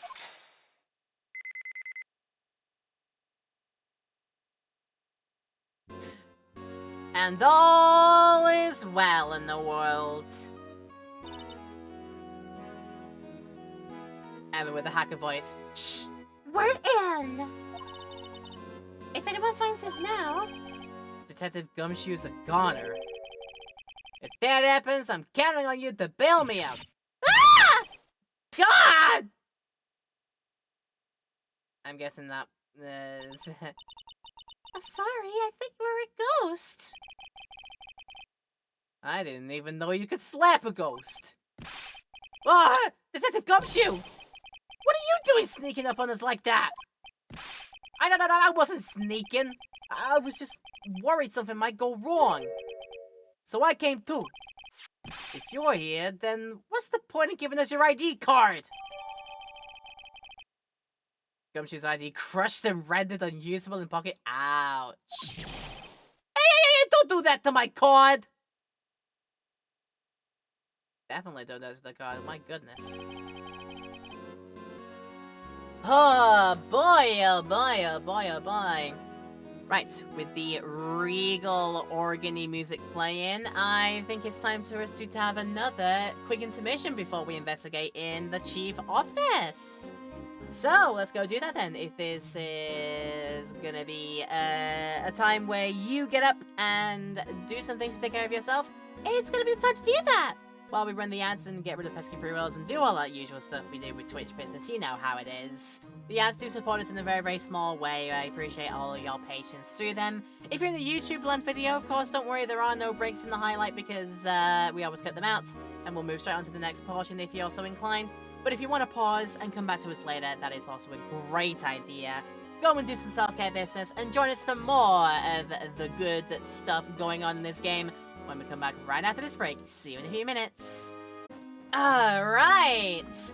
So, I came back from a break realizing that we were I literally sat down as raid happened in the Twitch stream when I did this broadcast. So, thank you to the raiders again and everybody who's joining with this chat here.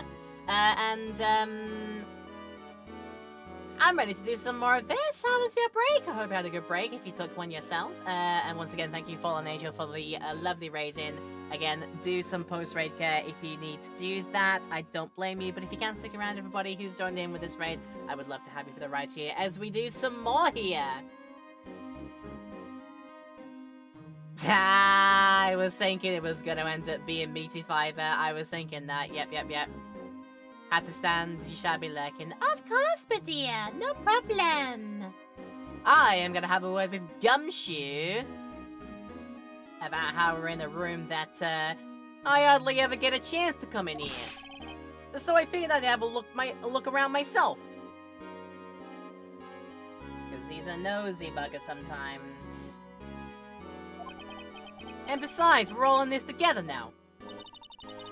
You really do want to get fired, don't you? Ah, not if we're lucky. Now, come on. Let's see what we can find out.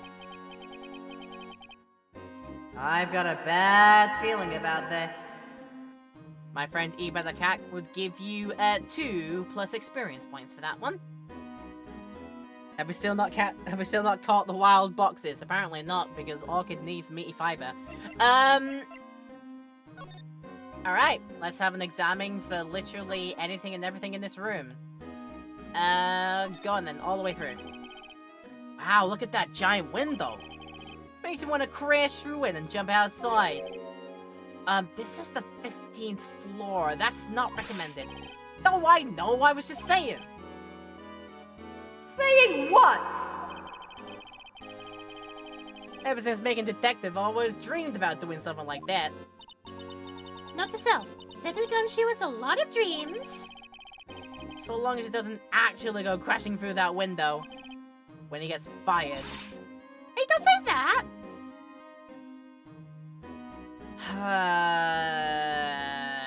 If you don't know Ace Attorney, the characters will say and potentially do very weird things. Don't worry about it. These shelves are mostly empty. Lana must have cleaned them out when she transferred over to the prosecutor's office. There is a small picture of a frame on the left shelf. Hey! This is when Lana and I went to that theme park. Aww.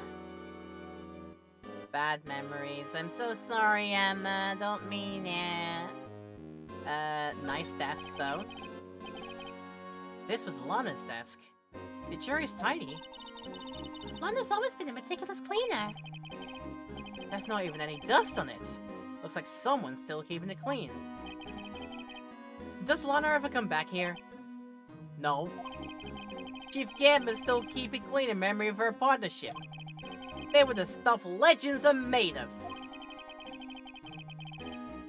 Does he keep it in memory of her or in memory of the crime? Asking the very important questions. This was taken on that day 2 years ago. The day Joe Dark ran out of the questioning room and tried to kill Emma. And after receiving this award trophy, Mr. Marshall took a picture here, then went along with Chief Gant to question Dark. I bet he never knew he'd be dead just a few hours later. Gee, you think? I don't think anybody plans on being offed like that, Gumshoe, dear lord. I don't think they ever plan to have that happen to them. Yeah, if you didn't know, anyway, why I'm doing a load of voices here, I am doing the hopefully very entertaining but also kind of stupid thing of being the one-woman show. I am performing literally every single voice that I can during this run. So if voices do kind of fall away by the wayside a little bit, that's probably because I've been doing this for the past 2 hours, and yeah, voices strain and such. I do plenty of exercises as much as I can before starting, don't worry about it, but yeah. Also, with plenty of hydration on the standby. Yeah! So yeah, what's with this massive heck-off pipe organ he's got here? Wow, the chief's organ sure is a sight to behold. Occasionally we hear him playing it from the Criminal Affairs Department. The Phantom of the Opera is here. That's exactly what they hear him saying. That's on the 2nd floor, and this is the 15th floor in an entirely different building. When a detective screws up, the chief calls him to his office and makes him listen to the organ for hours. What's so bad about that? Music soothes the soul. After that, the detective can't hear anything for days except for the ringing in their ears. So, it's an instrument of punishment. Literally. But aren't the chief's ears affected? He never listens to anyone anyway. That's beside the point. That might make a case of then, like, somebody who plays a musical instrument badly doesn't really pay attention to the fact that they play a musical instrument badly, and thus don't suffer the same level of tinnitus or, like, bad ear ringing that the other listeners would do, maybe? I don't know. Look at the fancy telephone! Wow, look at the size of Chief Gant's desk! Hey, speaking of that, when we were here earlier... Oh, it's you two! Chief Gant! He put that paper he was reading in his desk.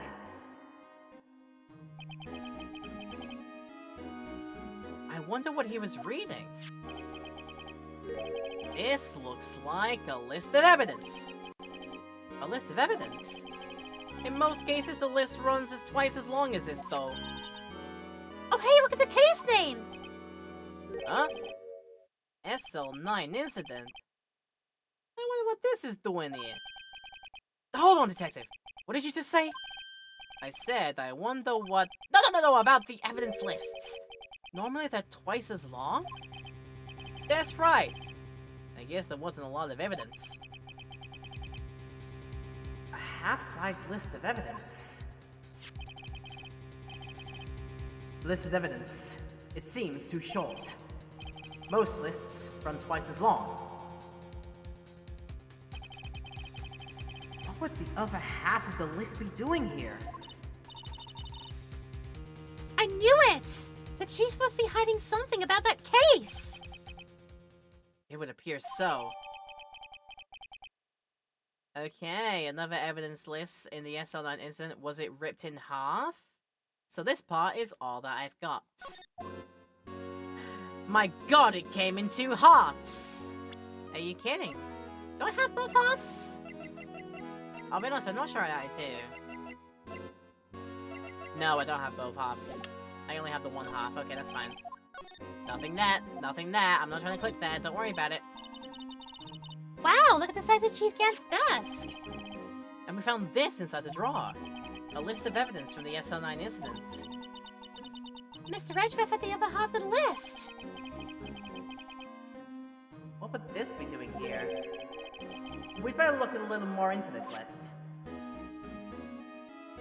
I mean, you know what? When you're right, you're right.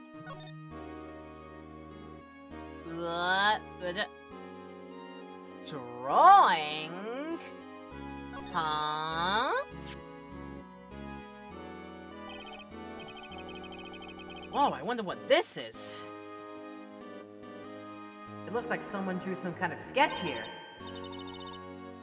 What is it? Did you find something? I can't make it out. I better keep quiet about it for now. Huh? Oh, no, it's nothing.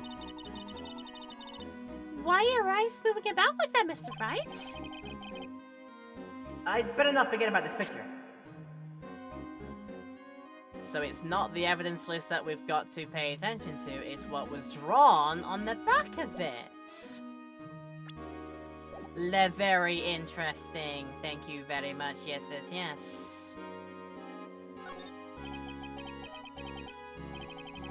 This is the real deal, isn't it? This armor and these weapons? Sure is, pal. The chief doesn't care for imitations. First the pipe organ, and now this armor?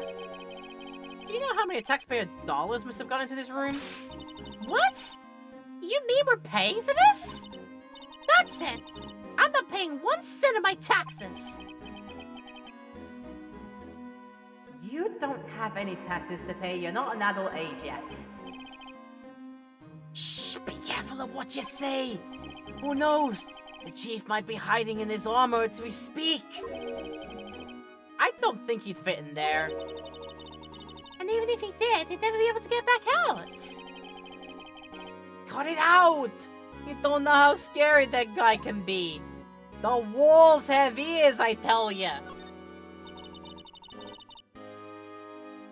You can see pretty far from 15 stories up. If you were to drop that suit of armor from here... At first, the chief wanted to use stained glass for this window. Really? So, why didn't he? I mean, he kind of still is. Because again, look at it, I can see like a little bit of like multicoloredness going on there, so I think it still is kind of stained glass. They say he's changed his mind because he wouldn't be able to see the view. Oh. Well, stained glass or not, it's a huge window. It's a very big thing there, and I think that's most everything, apart from the floor. This mark looks like some kind of flower. Word is, it's designed to be it's designed after the insignia on the prosecutor's badge. Prosecutor's badge? Yeah, like the one hanging from your collar. What? They have badges too? The design is supposed to portray the severity of the punishment system.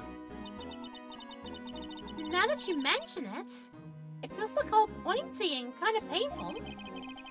But Mr. Edgeworth never wears a badge. That's because he's a sharp dresser. A badge like that wouldn't go too well with his outfit. That frilly cravat and such, yeah, it wouldn't work. So sharp dressers don't need to wear badges? I guess everyone just kinda lets it slide. I don't see how that's supposed to signify severe punishment. You're thinking way too much into it, I'm sure, Phoenix. Less safe. This is a safe, isn't it? Safe? Yeah, that word is ripe with intrigue. Okay, if you say so. It looks like a code needs to be entered in this panel to open it.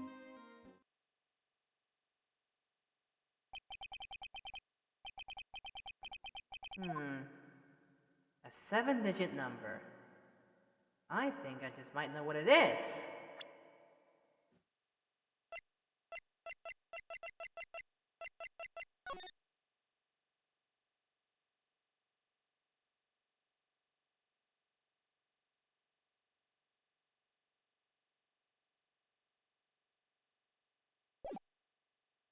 Oh yeah, what's on my badge is the scales of justice, but around about mine is a defense attorney's badge, not a prosecutor's badge. The prosecutor's badge is a different design.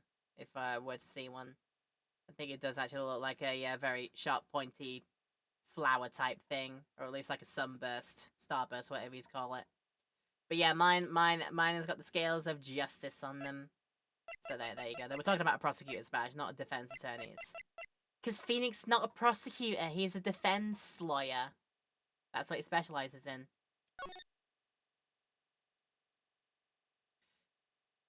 So interesting. 7-digit code combo. And I've only got like one other 7-digit number that is kind of not known whose it is. But if I try said number. Wait, do you know what it is? I have a hunch. Oh, I know. You want to try my birthday? Okay, it's Yeah,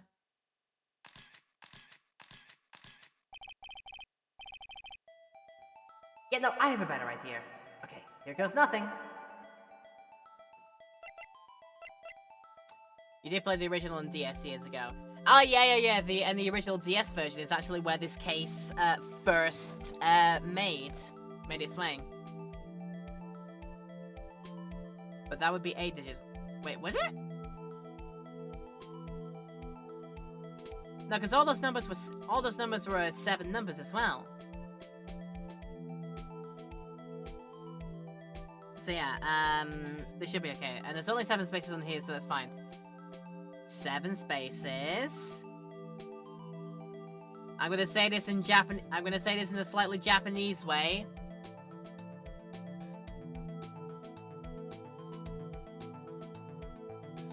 Unless Gumshoe's birthday was a date that is like from the 1st to the 10th, or from the 1st to the 9th of the month, maybe.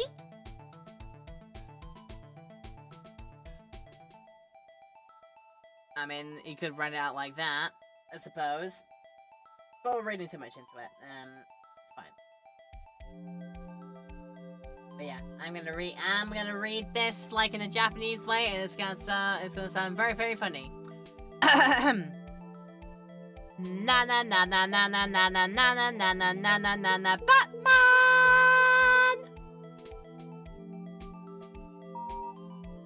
Code confirmed. Access granted. Bingo! Wait, what number did you enter? Whose birthday was that, pal? 7777777. 7 sevens. The final ID card number on that record. What? Are you gonna do the Hachi-sen meme? Nah, yes, just say like because you say the number 7 in Japanese in one way as Nana, And then you say it like Nana Nana Nana Nana Nana Nana Nana Batman. It's very funny. But yeah, I was expecting Nana Nana G Nana. Oh, that would be how would you actually say that number? That would be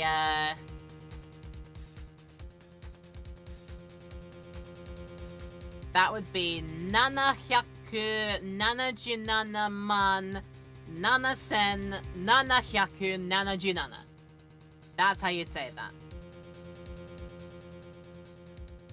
Am I thinking about the code match shows? Yeah, it was the only other number that we didn't know who it potentially pretend to. Yeah.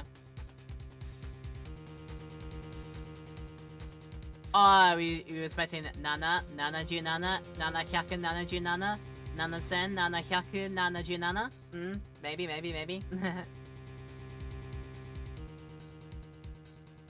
But yeah, just saying that, man.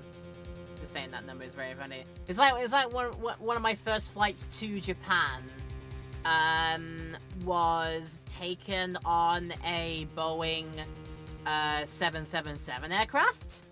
And it was really funny when they read the like the pre-flight details about the aircraft, and they did it in Japanese.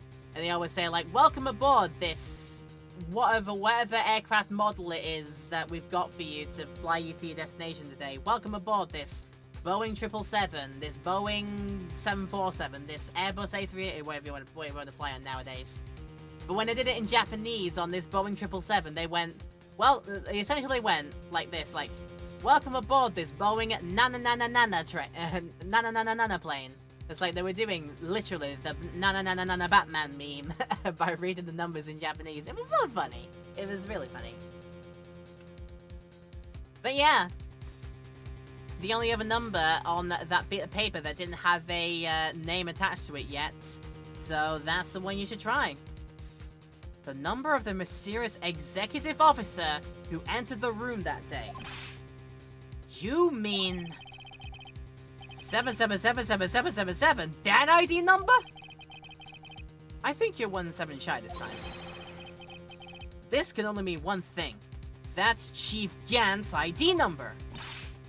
Say, anyone care to look inside? Yeah, I think we should. I think we should have a look at what's inside. Is there money in there? How much money does he have stashed away? Look, it's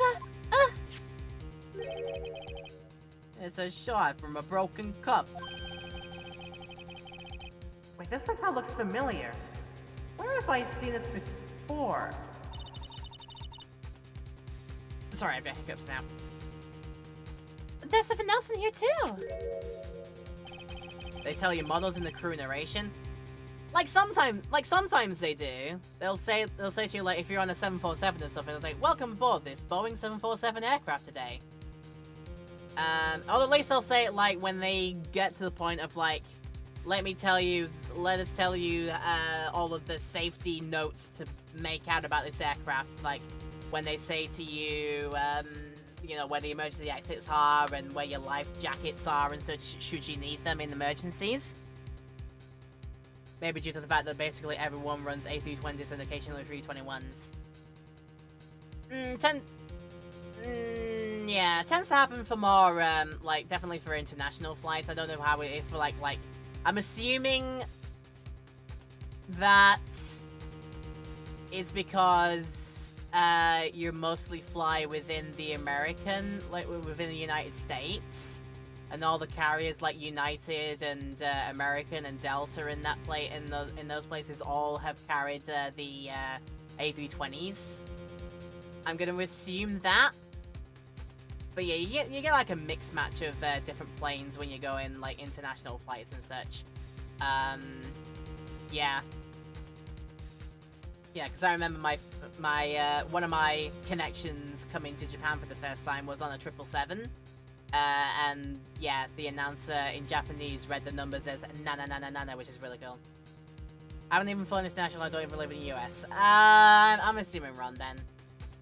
Might be all the local flights in whatever country, I forget where you live. Don't feel the need to say if you don't want to, but yeah, local flights. US carriers do a lot of 737. No, yeah.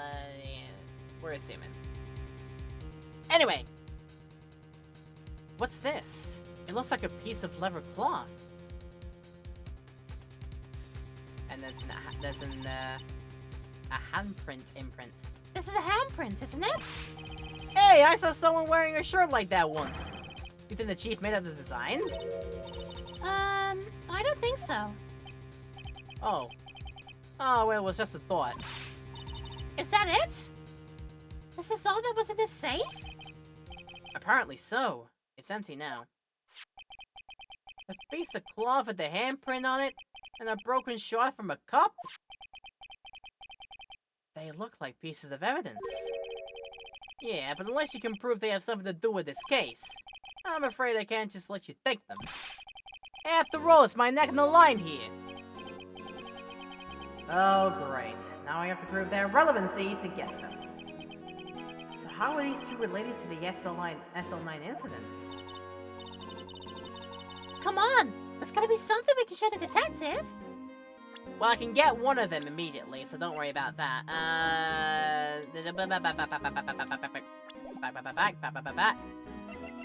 Hey, Gummy. Hey, Gummy, look a cup. I got this. I got that right there for you. Which I'm sure matches up. There you go.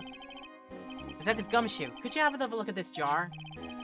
I remember when the three of us put that bed together. Ah, those were the days. It's kind of early to be nostalgic. Wasn't this jar from a piece of evidence from that case? That's right, one of the shards and an SL9 incident sticker on it.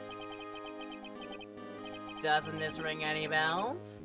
You know, that fragment we just found? Wink, wink, nudge, nudge. Oh, you mean this one that was in the safe? Yes, that one. That was in the safe.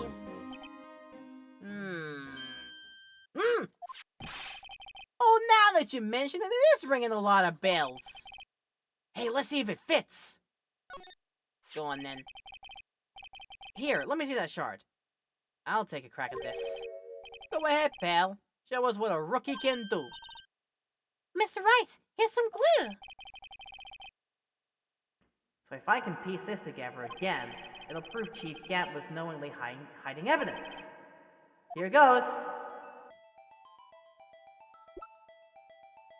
And...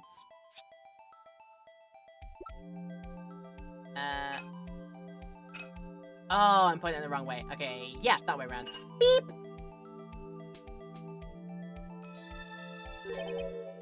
There! It fits like a charm! That, of course, means... Chief Gant willingly and knowingly hid a piece of this jar in his safe. In other words, he concealed a piece of evidence from the SL9 incident. But... Hey guys, get a load of this! What is it? This piece is just attached. It's different from the others.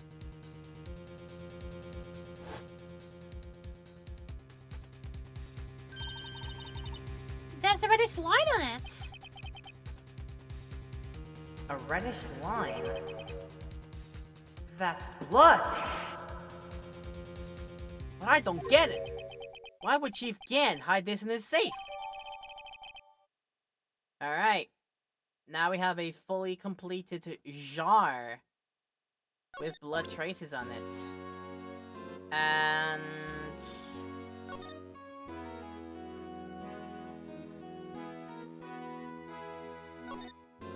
Just struggle to work out what that text says.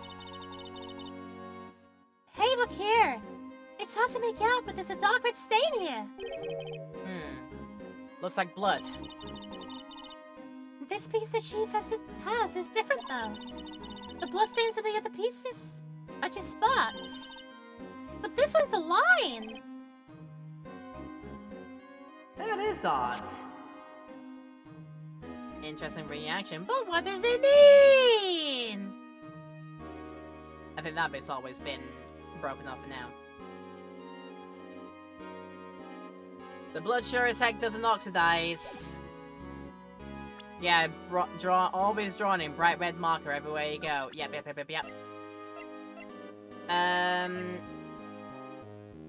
The print had been white.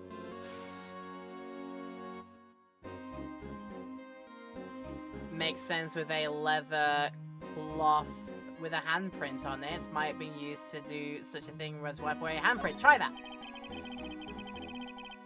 I can't believe Officer Marshall will do something like that. You know Officer Marshall?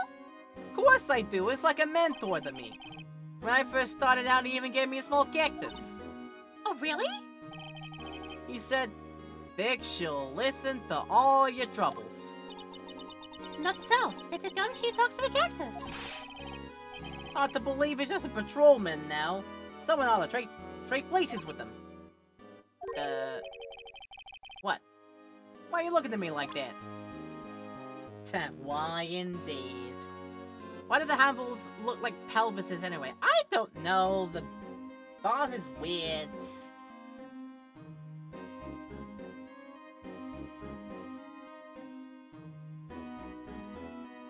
Vase is very, very weird. Also, wait. Now, I've overthought this. Since there is a handprint imprint on the cloth, we'll be able to tell who used it with using Yes! using my special magic fingerprinting dusting powder. Yeah, let's go! Sure. Detective Gumshoe, I'd like you to have a look at this. Hey, I know what that is.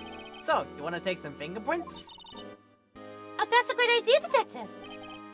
Alright, go to town. Sheesh.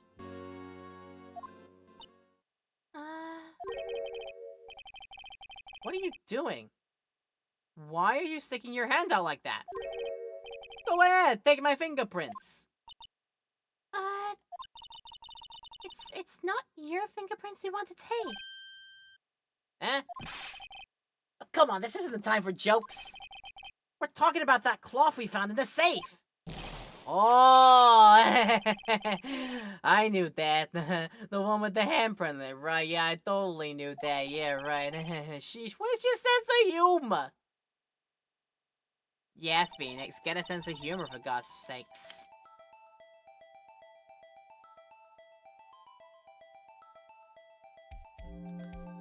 Alright.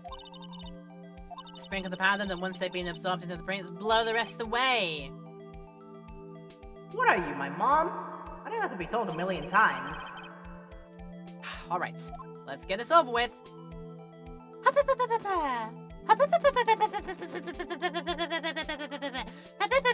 Thank God I've got a limitless supply of this stuff.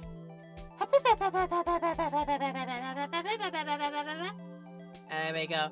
Whew. Huh. I gave it my best shot. That kind of result won't be any good for matching fingerprints, will it? But it doesn't look like we'll get a clearer result from this print. Okay, let's try a different finger then. It's a lot of white powder. Thing is, you need it. Let's get rid of burns lots of that and then go, Boo! give him a best shot. That's not clear enough. Maybe, so we tried Tommy Thumb, we tried Peter Pointer, how about Toby Tall? Toby Tall, where are you? Here I am. How do you do?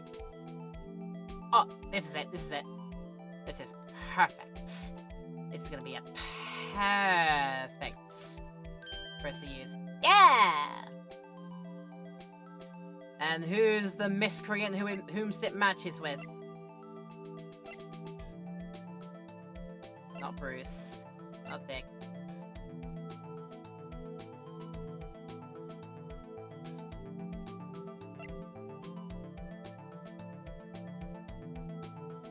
Oh, no. Oh, no. Holy shoot, what could this mean? Get a forensics expert, damn it. I've only got a 16-year-old kid, can you blame me? Oh. Oh, how can this be? What are Emma's fingerprints doing here? Oh, hey, you found a match? Whose fingerprints were they? Huh? Oh, it seems like the prints are too old. They aren't clear enough to get a match. Oh, that's too bad. I thought they'd be dog's prints. Psst! Hey you, over here! What's going on here? What are the kids' prints doing inside the chief's safe? Don't ask me! Let's just get this information from Emma for now. Here, maybe you should hold on to this. Yeah, thanks.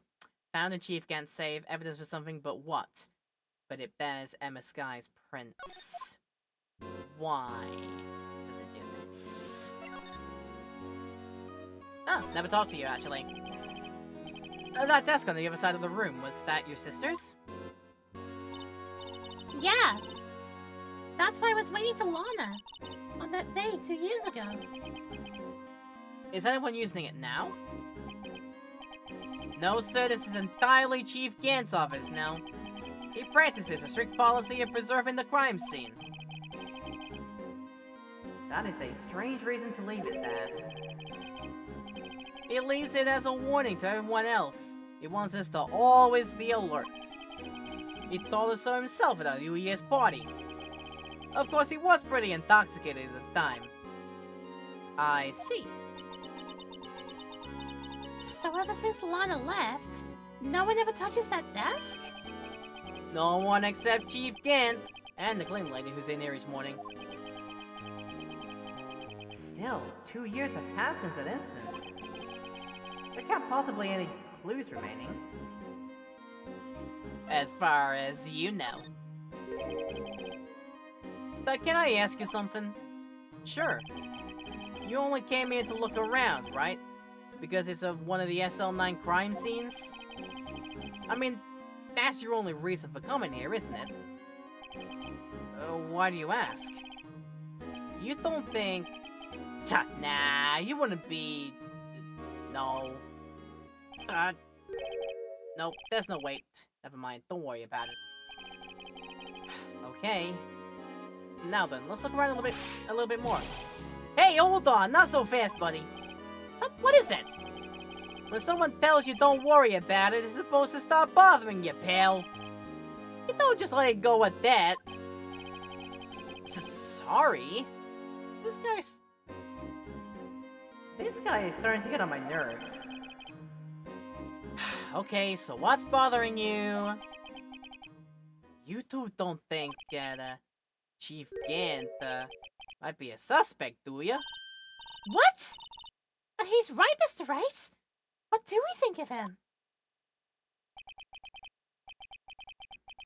Chief Gant. So, it's finally come to this. What do I think of him? Perhaps it's best I don't divulge my feelings. Yet.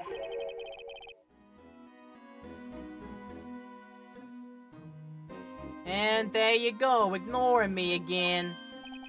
Well, was I any help? Of course! Thanks to your ID card, we were able to get in some hard evidence. Now, that's not very kind, is it? In other words, if it wasn't for his ID card, he would have been useless. Isn't that right, you in the coat? Ah! Chief Gant! We didn't think you'd be back so soon. Fortunately, I'm a man who believes in signs. As I was walking to my meeting, I happened to look out a window and saw a stray dog run right into a pole. Poor dog. Just then I thought of a certain detective. There he is! Hello, Iolona. Hi! We are having fun looking at this very dapper and totally suspicious man. That's what I think. Just then I thought of a certain detective. Do you mean me, sir? Now then, I'm afraid I'm going to have to ask you all to leave. Yes, sir. Sorry. Oh, you, in the coat. Me, sir? Been hanging out for an hour just waiting for him to show up. Oh, goodness. I mean, he's definitely a very looking person. Let's say that, yeah. Drop off your ID on the way out. You won't be needing it anymore. But, sir. Now, get out! Yes, sir! We'll be on our way too, then.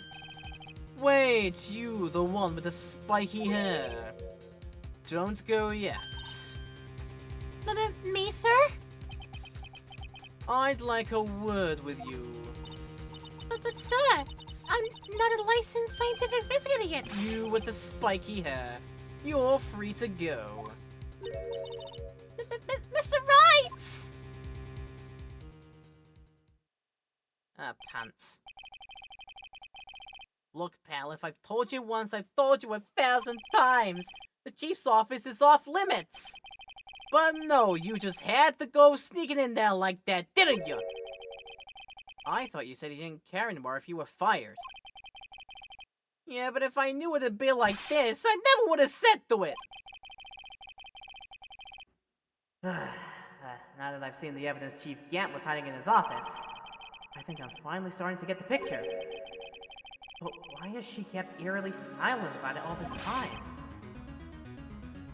Hey, anyway, you listening to me? I'm gonna try smooth things over with the chief again. Later, pal. Funny.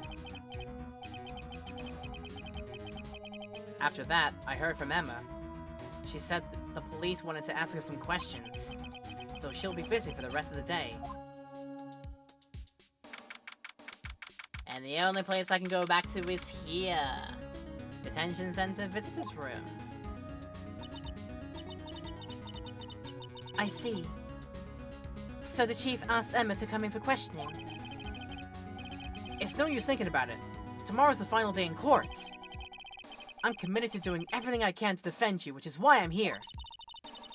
But I've already told you all that I can.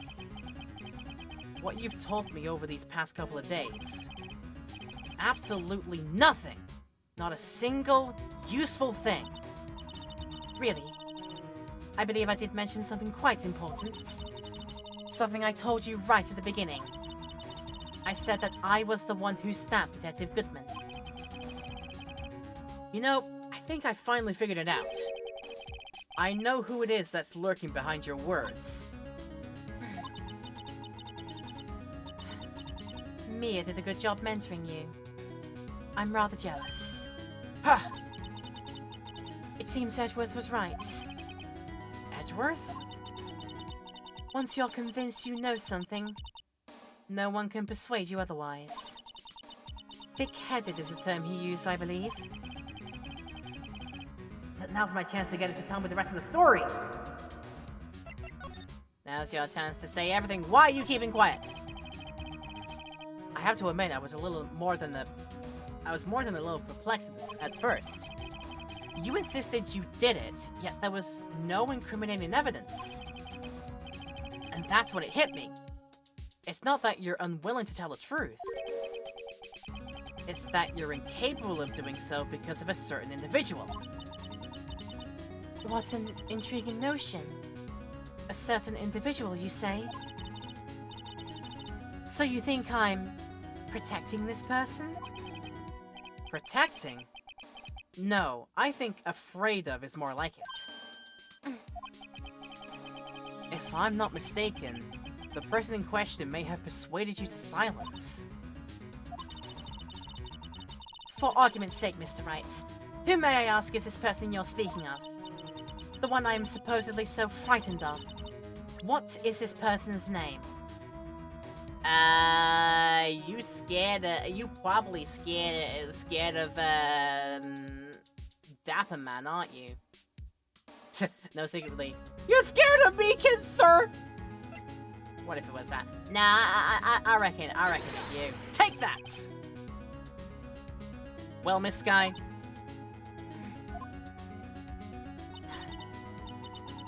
Mr. Wright, you are addressing the Chief Prosecutor. Do not forget your place. I take it she's not ready to spill the beans. My apologies. Could you please tell me a bit more about what you think you know? Yeah, I'm glad to. This case is so cool. It's getting intriguing! It's getting very interesting, yeah, for sure. We were partners until 2 years ago. I respected him as a detective. Assuming he is respectable, then tell me something. Why would he try to hide his crimes? His crimes? Both you and Edgeworth will be brought before a board of inquiry for what you did. Specifically, hiding and forging evidence. Of course. These are serious offenses. Why is it, though, that Chief Gant's name is never mentioned? Chief Gant? Edgeworth didn't know the truth behind the forgery. The only party who could have possibly tampered with the evidence was... me. I had access because I was second in command of that investigation. Yes, you, but also one other. Damon Gant.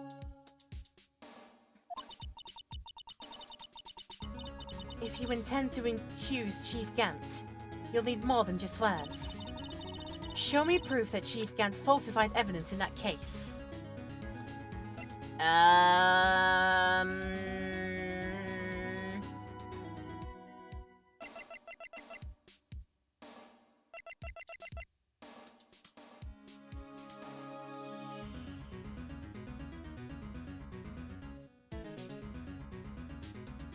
I mean, it's fine. This is not a trial, so I don't think I can... I'm not going to fall into a trap if I get this wrong, I think. But I do believe it is the fact that we found this in his safe. Take that! You want proof of the Chief's wrongdoings? Here it is! That evidence proves something is doing something wrong, all right. But it's not the Chief. Who would that be? Why, you, of course. Me? Yes. You seriously believe what you're saying, don't you? Now that's scary. You seem to have the makings of a criminal in you. What with all your fallacious accusations. Care to spend tonight in the cell next to mine? Well, if you ask me, you're the scary one. In this case, you can't just keep guessing, yeah. I mean, I should probably, like, think it over.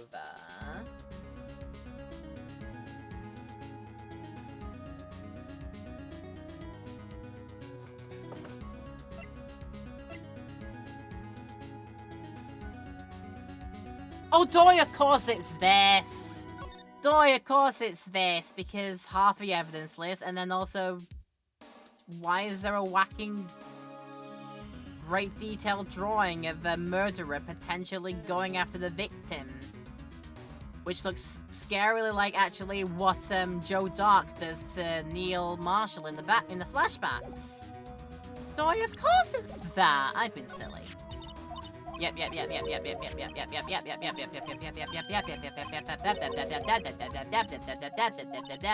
Show you proof. It'd be this. Take that! I just found this in the safe in the Chief's office. This jar piece, and this piece of cloth. Do you know what these are? They're pieces of evidence from the SL9 incident. The person concealing evidence was none other than Chief Gant himself. Now tell me, why are you taking all the blame for him?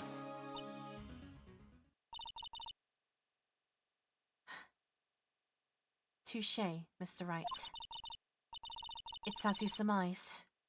I cannot disobey the Chief's orders, even if it means being found guilty of murder.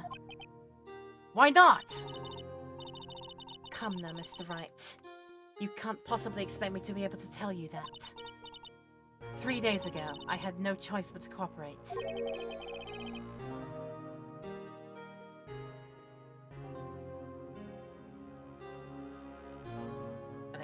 time to get another drink and spare me.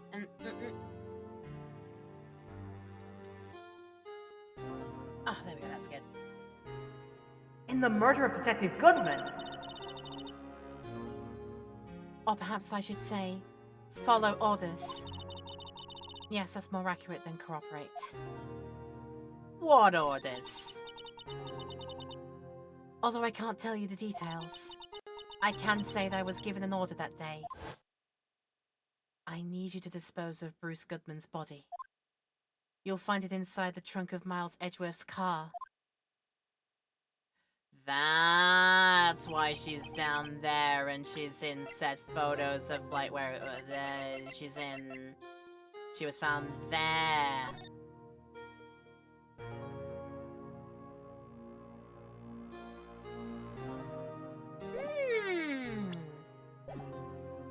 Just as I suspected. Despite what everyone believes, you were not the one who murdered Detective Goodman. Correct. I was trying to take the body out of Edgeworth's car. The trunk's lock was broken, and I discovered that murder weapon while inspecting the body. The murder weapon? You mean Edgeworth's knife? No. When I found the body, this was the knife stuck in it. The knife in the SL9 incident? Serial killer Joe Dark's knife!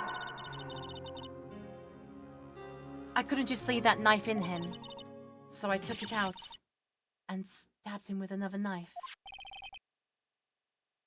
That would be Edgeworth's knife. That's right. Even though he was already dead, my hands were shaking at the thought of stabbing him. That's why I ended up cutting my hand. And that is the reason for the bandage on your right hand? Yes. It seems that I got blood on the victim's shoes as well. And then... she saw me, just as I plunged the knife in. Miss Starr, huh? It all makes sense now. Why did you need to hide Dark's knife so badly? Why indeed? It took a lot of work to finally close the Dark case 2 years ago. It was over with. I didn't ever want it to be opened again. My intent was to prevent that by whatever means possible. So you hid Dark's knife. The weapon used to stab the detective was evidence in the Joe Dark case. If word got out, which it would, the reporters would have a field day with that. So you wrapped the knife in your scarf and hid it? In Edgeworth's exhaust pipe? Right. Then I called my sister to tell her what happened and to ask her to hide the knife that was inside my muffler. You asked Emma? I didn't want anyone on the force to know about this. That would explain why Emma is so confident about Lana's innocence. Speaking of phone calls, I had a bad feeling about one of them that day. A bad feeling? The truth is, after I received those orders from Chief Gant, the first thing I did was make a phone call. A phone call to Patrolman Jake Marshall. To Marshall? Why on earth would you call him? The lead investigator for the SL9 incident had been murdered. I wanted that fact to be kept hidden and I needed help. He was the only other person I could trust. Or at least, I thought I could trust him at the time. However, it seems that after I spoke to him, he went off on an escapade of his own. Oh, you mean... Not wanting the case to die, he decided to take things into his own hands. He disguised himself as Detective Goodman and tried to steal the evidence. He had already stolen the ID card, but it seemed he still hadn't made up his mind to break into the evidence room. After my phone call, any remaining doubts he had must have disappeared. So your phone call caused the incident in the evidence room?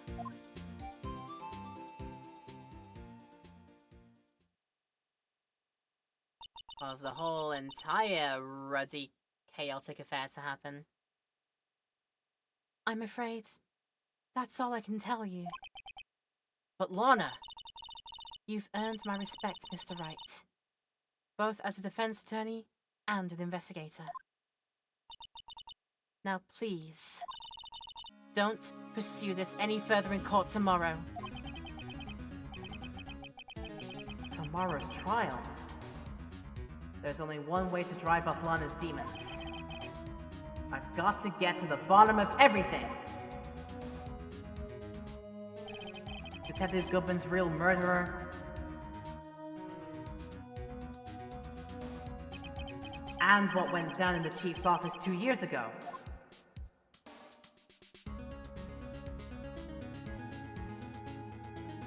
Ba, ba, ba. That is a very successful time of investigating. Yes, indeedy. So let us save our Rise from the Ashes file right there. And we shall have just a quick moment to see the preamble in courtroom's defendant lobby before the trial starts. Shall we do that? February 25th, 9:47 AM, District Court, defendant lobby number 2. I'm not focusing on the game window, that's me. This is a defendant lobby, alright, but there's no defendant.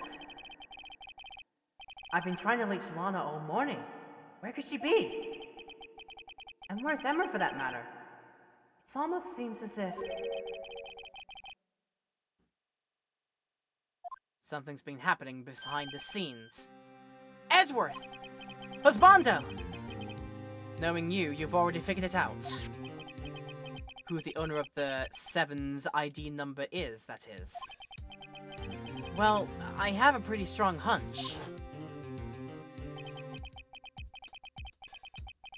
Looks like I'm not the only one who's figured it out.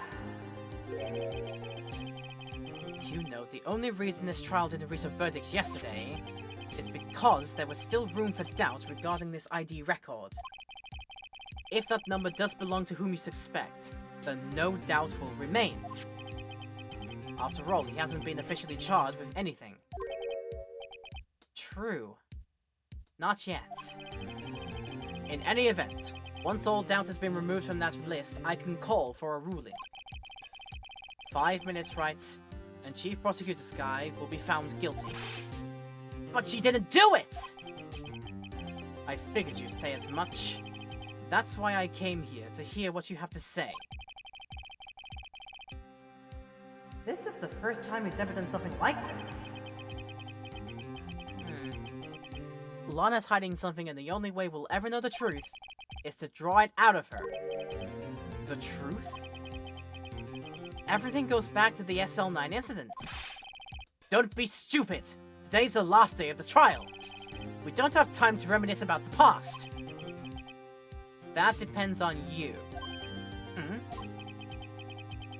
If she's found guilty, you'll lose your only chance to find out what really happened. I'll think about it. See you in court, Wright.